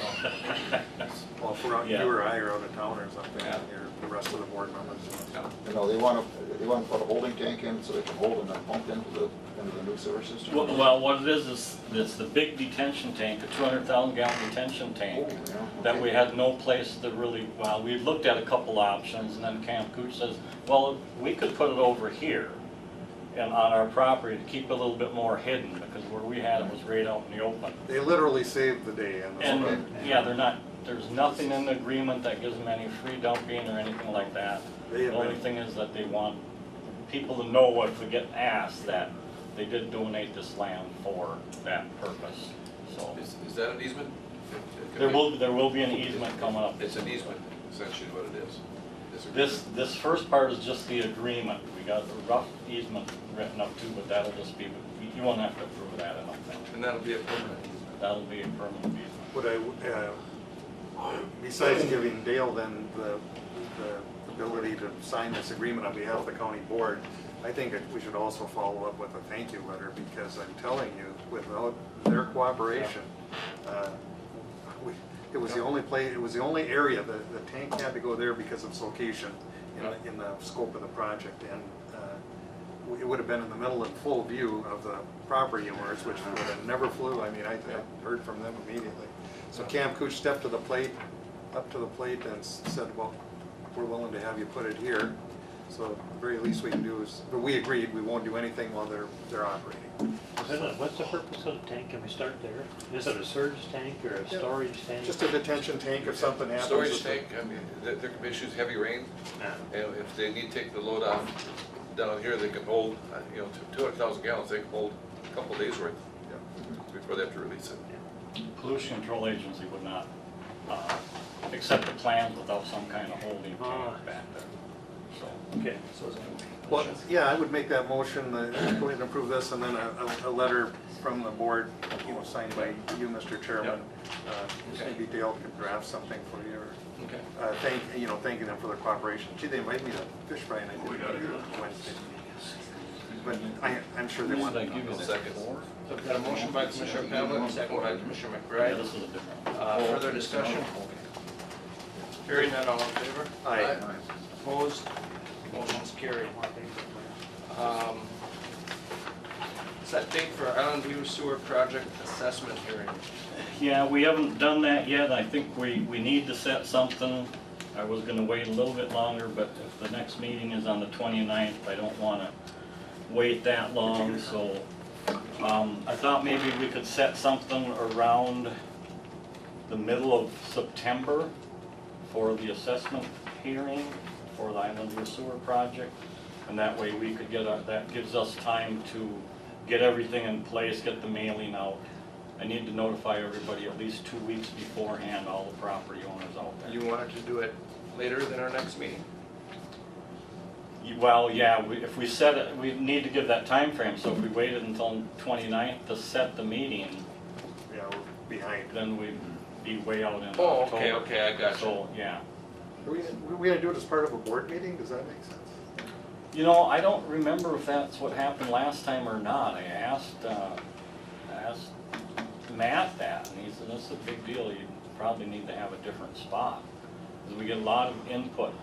We send out the assessment policy, which is attached there. Okay. We send that out, and then everybody has a certain amount of time to give their input or talk to it. So I will get more information on that, but if we just set a date, maybe you want to set a Tuesday, in case that we could do it during a board I meeting. think we just have to put probably a Rainier, Yeah, if we're gonna, I mean, if it's gonna be a big meeting, Rainier probably makes. Rainier or Thunderbird. Yeah, Maybe Thunderbird would be the place to do it.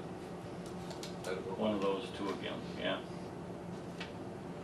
We'll leave that. We up. can set it up, we just need to have a date. And I'm thinking around the middle of September. I didn't want to go that late because a lot of people will be gone already, but Well, Tuesdays are the only day you can guarantee we're all here. What does the assessment meeting do? well, the assessment hearing gives them the option, you'll have the assessment policy in your packet there. That gives everyone the option to comment on that. Yep. It's the final hearing we have to have with the public. It's in statute. Okay. So it gives them the opportunity to speak out. I don't like the way you have this assessment policy. I don't think Stubbs should be charged $5 or whatever. You know. So should this take place before the project actually starts, or? It has No. to. Well, you can't No, do it I mean, after. well, before we start charging people, it has to, but it doesn't have to start before the construction starts. Too late for that. Too late for that, yeah. Too late for that. It started. It went pretty well the last time, so I don't, but there are issues that arise. Yeah, there's absolutely, last time there was a lot of comments. Commissioner Norby? Have you had a meeting with commercial people? Are they happier than they were the last time we heard from them? We've met with every one of them. There's still some problems with one. I mean, the financial part of it isn't gonna be easy. And there's not a lot we can do about it, I don't think. We certainly don't want to lose another business either, you know, Right. so it's that. Right. So I'm just looking for, sometime around the middle of September, if we can pin something down. Okay, well, we meet every Tuesday, so It would have to be an evening though. Yeah, it'll be an evening. I mean, and if not Tuesday, I mean, it doesn't matter to me, I was just saying that is the only day we're off. Yeah. If you want us all there, that's the one day for sure we could. Yeah, you should definitely all be there on this one. Well, yeah, but it's still a public meeting. We're not gonna make any decision at a public meeting. It still has to come back to the board, right? To accept the Right. final policy. Right. Yep. You just taking a Take public their comment. comment, yeah. I can tell you this, if they've got an issue, they want the whole board there because they want you to know what that issue Yep. is, and that's, I don't blame them. I don't care. You got the 19th is a Tuesday, 18th is a Monday. Just depends on how brain dead you wanna be. Talking about September here, Brian? Yeah. Yeah. Or do you want it earlier than that, Dan? I don't think we're gonna have time to get it any All right. earlier. So the 19th would work? 19th would be okay. That's a Tuesday Yep. in the evening? Yeah. Set at 5. It'd be easier for me if it was on Monday night. Or, On the Monday, then Yeah. 18th? For Wayne, it's easier for him to come.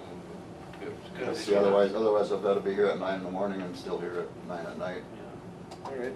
Oh, But I mean, I'm only one and I'm the minor player. Listen, So, we'd do anything for you. So I'll 18th. move to 18th. How's that? 18th, we'll set the public meeting. Monday? oh, Monday. Good idea. Okay. What, what do you wanna do, 5 o'clock, 6 o'clock? 5 5 o'clock? or 6? 5. What time did we have the last one at Thunderbird? What time did that start? 5:30? It was pretty early. I think it was 6. hour. Or no, Yeah. That's after. maybe it was 5. is that I can the, look. is that the second Monday or the third? Third, that's the third Monday. Third Monday.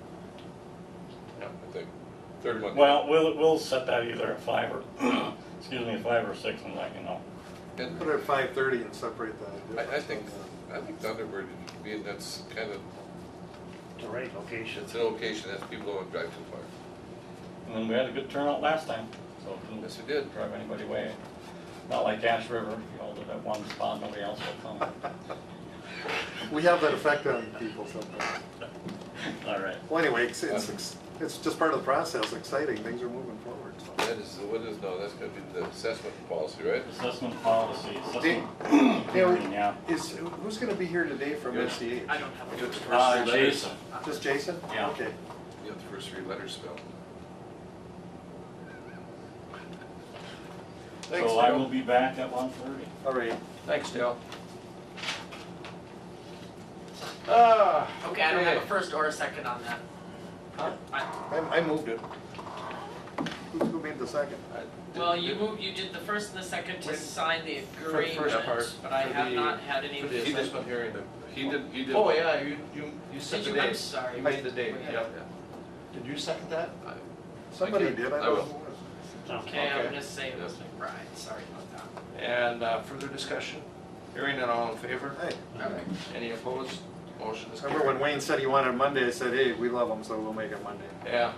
Oh, man, I don't know what's coming this afternoon if you're this nice right now. Yeah, Oh, well, yeah, it's a good thing you said something. Nathan, Yeah. Carol's been good to me. finally, huh? But it's just easier for me to do it that way. Oh, Just- that makes the most sense. 20 minutes after, so. That's all right. That's not bad for the business we've had today. Yeah, 20 minutes. exactly, so. Some commissioners have shut their mouth. I thought we were doing pretty good there for a while. We were doing real well. I'm surprised you got through it as fast as you did, to be honest with you. Yeah, no kidding. Yeah, those can go. Okay, land and forestry business. So yeah, I'm here today to request passage of the attached resolution to approve appraisal terms and conditions and a date, time, and location for a tax forfeited land auction. We have originally, if you remember back a few months ago when we originally classified these parcels, that original list had a few other tracks on it. We've had since had a request from the city of International Falls to take 2 tracks off. There's 2 wooded vacant lots that they would request that we not sell because they do not have water and sewer service to them. They're over on 8th Avenue, so I don't think that should be a big issue. Other than that, we would like to hold the auction at 10 a.m. on Friday, October 6th in the 3rd floor courtroom, so. 10 a.m. Yep, That's gonna be a public auction. that's a public It's auction. not a sealed bid or It's anything? not a sealed bid, no. October October 6th. It's at 8 a.m.? 10 a.m. Okay, because I thought previous ones were held in the They were, but we've kind of talked to a lot of the other counties, and they hold them at 10 o'clock on Friday, and then that way, if people are coming up for the weekend or whatever, they can attend the auction and then go to their shacks or whatever. No, we gotta go to October, what day do you want that? Friday, What, October what? 6th. 6th. We've had these discussions in the past with, other board members that were here, but we, certainly respect the cities and we try to work with them, but on the other hand, we don't want to hold vacant land, and that harms the taxpayer. Right. And so just because there aren't services there, if someone buys them, the city can make it a requirement then that you put in those services as part of the deal, I would think, or there's got to be a way around that, but I just think we want to be conscious and not just hanging on to vacant land. And that does the taxpayers no good whatsoever. No taxes, nothing. I agree with Commissioner Pavlik. Somebody next door maybe wants to expand their yard and maybe put a garage or something over there. Something that isn't gonna need sewer and water. So anyway, I don't know, if you've looked at those or how firm the city is on that, but maybe that could be a message that we don't want to be holding vacant land in the future, and, they get the option to buy. Well, and I think the other thing too, with the city's position on these 2 particular lots is, they're looking at their comprehensive plan that they're doing, and they may have some plans for these 2 particular lots down the road too, so. Okay. Well, these will be back on the. Yeah, line it next- doesn't mean that, being that they requested that we take them off, there's like a 60-day holding period, so we technically probably couldn't offer them on this auction even if we wanted to, but it's not like it takes them off the table forever, Okay. so. All right, thanks. So, and then I guess the other thing I would just call your attention to is, the appraised values on each track. So there's 37 tracks that we would like to offer. I worked with the county assessor on these assessed values. They are pretty attractive prices compared to what the assessed values are. Kind of our thinking on that is let's move these things, and, if the market will determine what the price is. So Nathan, the total that's on the right-hand side, is that gonna be the minimum bid? That's the minimum bid, so, the minimum bid plus there are other associated fees. There's a 3% real estate charge, that the state makes us collect. There's state deed tax, there's recording fees. And then the other thing is, we put the disclaimer on the listing that, any potential bidders need to check with any municipalities for any outstanding old assessments, because when these properties forfeit, those old assessments are canceled.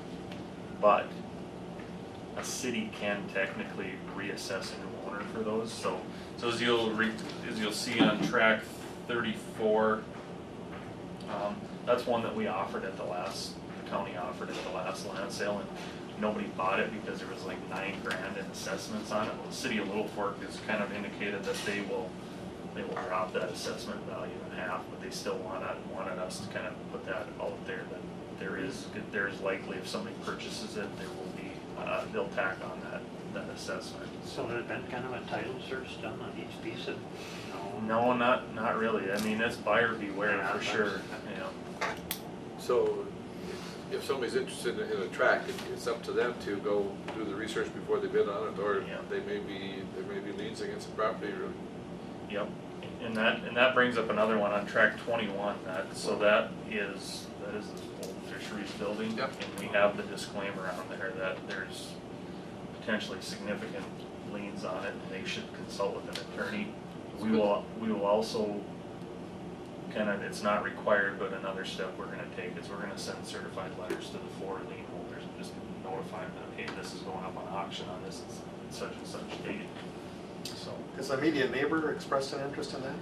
I mean, he inquired a while ago, but I mean, I think once he understood the potential lien lien situation. amount on that, it kind of backed him off on that, so. It'd be kind of nice, I mean, if the lien holders would agree to, reduce and get something. Get something. Yeah, I would see where he could be very, yeah, it's valuable to his operation is what I'm getting at. So. absolutely.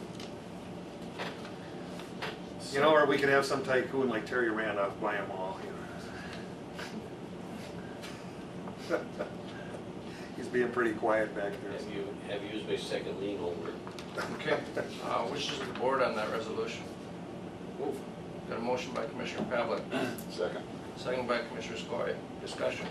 The only other thing I guess I would note is on track 33, that's a parcel or a tract down in Mizpah, and it's got a house on it that, it probably should be demoed, but I think we should try offering one of these up and see if somebody will take it as is. I know Beltrami County has tried that, and they've had some success, so instead of us sinking that money into demo. That's the tract that's right in town, That's right on the highway, on that, just across my east. old yard there. Yep. Okay, because there's one more further up the highway there too, right? That'd be an auction. I want you to go there. That's Scratch the your only, head a there's couple 2 times. little parcels that are kind of one I and the did same that once, there. got in trouble. Okay, but I thought Yes. one, 4 or 5 miles north on the highway, there was one, but okay. No. Maybe I looked at it wrong, okay.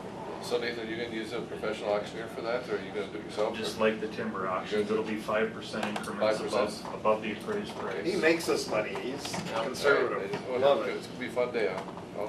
Commissioner Norby. Well, on that fisheries building, it was kind of hung up on because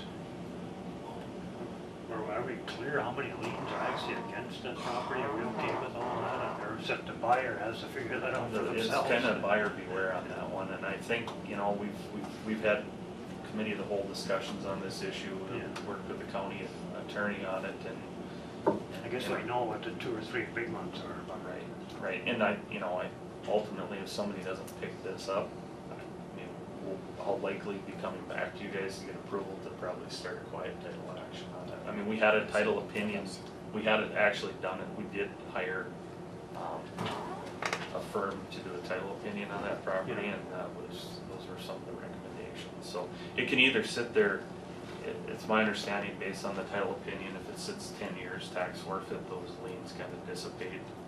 Otherwise, there's the quiet title action route. So How many years has it been, Nathan? I think 2014 is when it. So maybe a quiet title action would be the way to go. It's just, I just view that as too valuable piece of property to just sit there.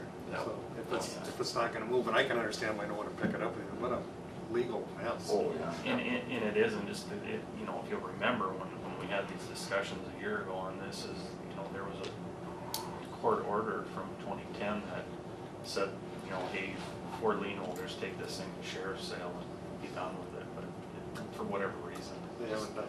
It hasn't happened, so. Commissioner McBride, did you have something else? Yeah, one last one for me would be, Nathan, is this gonna be published? Yes, so we will, there's a lot of, I've found out that there's a lot to putting these things together, there's lots of steps. And we have 200 and some requests for the listing, just people that have stopped by and said, I wanna be included on your land sale listing. Plus we have to notify any adjacent property owners to a given tract. Plus, we have to post in the paper, like two times, and the last time not being less than 10 days from the date of the sale. So it'll get posted in the paper. Okay, both papers. Both papers, yeah. And then we'll also post it on our website, and then people obviously can come in and get more information from us. Adjacent landowner does not get first right. Nope, it's just a notification that it's going up for sale, so, and they can come and bid as anybody can, so. But you put that in all legal newspapers in the county. I'm glad we're moving this stuff off. Yeah, that's Not hard. It is, I mean, a lot of these, especially in International Falls, I mean, we're paying something for all these things, so. And I know just a lot of these properties, because I've had people ask me about it, they're looking to build garages. On a lot of these properties, so I mean, get stuff back on the tax rolls and get some building and some commercial stuff going on, so. Are we gaining new pieces of property, unfortunately? Unfortunately, they changed the law, I think 3 or 4 years ago. So it used to be you had to be delinquent for 5 years before it forfeited. It's 3 years now, and this year, 2017, will be the first year of that 3-year cycle. I think we're right around, I haven't checked lately, but I think the last list that I got from Bob's office, we're close to probably 50 parcels that are set to forfeit. Well, and a lot of them have structures on them. Count buildings on. Yeah. 50, and then there's the 1 year grace period, right? Yeah, so but now the state law changed on that, so if it was homestead property at the time of forfeiture, it's a 1 year repurchase. If it's non-homestead, they just changed the law, it's only 6 months now. 6 months. So. Do we ever get to be proud owners of a piece of property that has an old fuel tank buried? Yes, we have one right now in Little Fork. And let me tell you, we ended up with Veter's Trading Post. Yeah. There was supposed to be 1 tank, and we ended up finding 3 more. Yeah, It's just we cost have, us a lot of money. we have a gas station right now in Little Fork that's got, I think there's 5 tanks in it according to the MPCA. I talked to the folks at the MPCA last fall when that one forfeited, and the only thing we really had to do was kind of give them a change of ownership form. I said, well, are we liable for anything there? And he said, no, but he said if you were to sell it, the new owner would become liable. So therefore, if you ever want to sell it, you're gonna have to disclose it. And it's not just fuel oil. Little Fork had a dry cleaners, and that's contaminated soil, and that became quite a project too. So, yeah, you never know, but the county taxpayers eat that expense. So, but that's why I'm just so adamant about getting them back on the tax roll so we can get it returned. All right. Can I ask a question? Is there sometimes funding available though for those cleanups? Superfund funding is available, Or but does it have to be like an active owner business? It's gotta be hazardous. There has to be, I think the MPCA has to declare it as an actual cleanup site, and then I believe there may be funds, but I think they can assess that back against the property. So there again, if you have a $5,000 piece of property and it's got a $40,000 cleanup bill on it, nobody's ever gonna touch it. Yeah. So the reality is the county does step in and through Nathan's department, and you can't budget for those, and you just don't know until you. Right. I mean, for us, we're fortunate that our timber income kind of carries this stuff a little bit. I'm gonna be likely at the next board meeting, I'll be hopefully coming to you guys with a request to quote out that building in Little Fork that we've kind of been dealing with over the last year to do a demo on that one, so. But there again, that's a $20,000+ demo on a $5,000 lot, and then tack on the city of Little Fork's got assessments against that one that are probably in excess of the worth the empty lot, so. Yeah. All right, any further discussion? Hearing none, all in favor? Aye. Aye. Opposed? Motion is carried. Thank you. Thanks, Nate. So, one thing, Mr. Chair, Yep. is, should we make this a board function now, or is it automatically one? I would think that's just like the land auctions. Okay, You attend this. yeah, okay, that's my. I think Nathan would welcome commissioners being in the building. Absolutely, because, you know, I would anticipate, having never been through one of these, but I would anticipate there's gonna be, they're probably not, it's not gonna go as smoothly as a timber auction, because those are the same folks that are in the room time after time, they get the drill. So this is, you know, new people, they're, you know, they're spending, they could potentially be spending some Serious significant money, yeah. dollars on these, so. I would have to think, before the auction, once all the people are in the room, you'd almost have to lay out the ground rules and kind of cover how clear the titles are and all that stuff, bring some kind of blanket statement. Well, that's, Or you I got will read the something. terms and conditions before the sale starts, and it's more or less more than once in here. It's, we make no guarantees or representations to The any. upstairs could be big enough. I don't know, I think so. That was one of the things I kind of struggled with, because if you read the statute, it says that it's to be held in a county facility within the Okay. county. I know in the past, they were held at the college, but I don't know, Really, it has to be in a government building, is that what you said? the county, a county facility. yeah. They want to open, so it's open, they guarantee it's open to the public, Yeah. that's the deal there. That's why in the past, we used the third floor courtroom.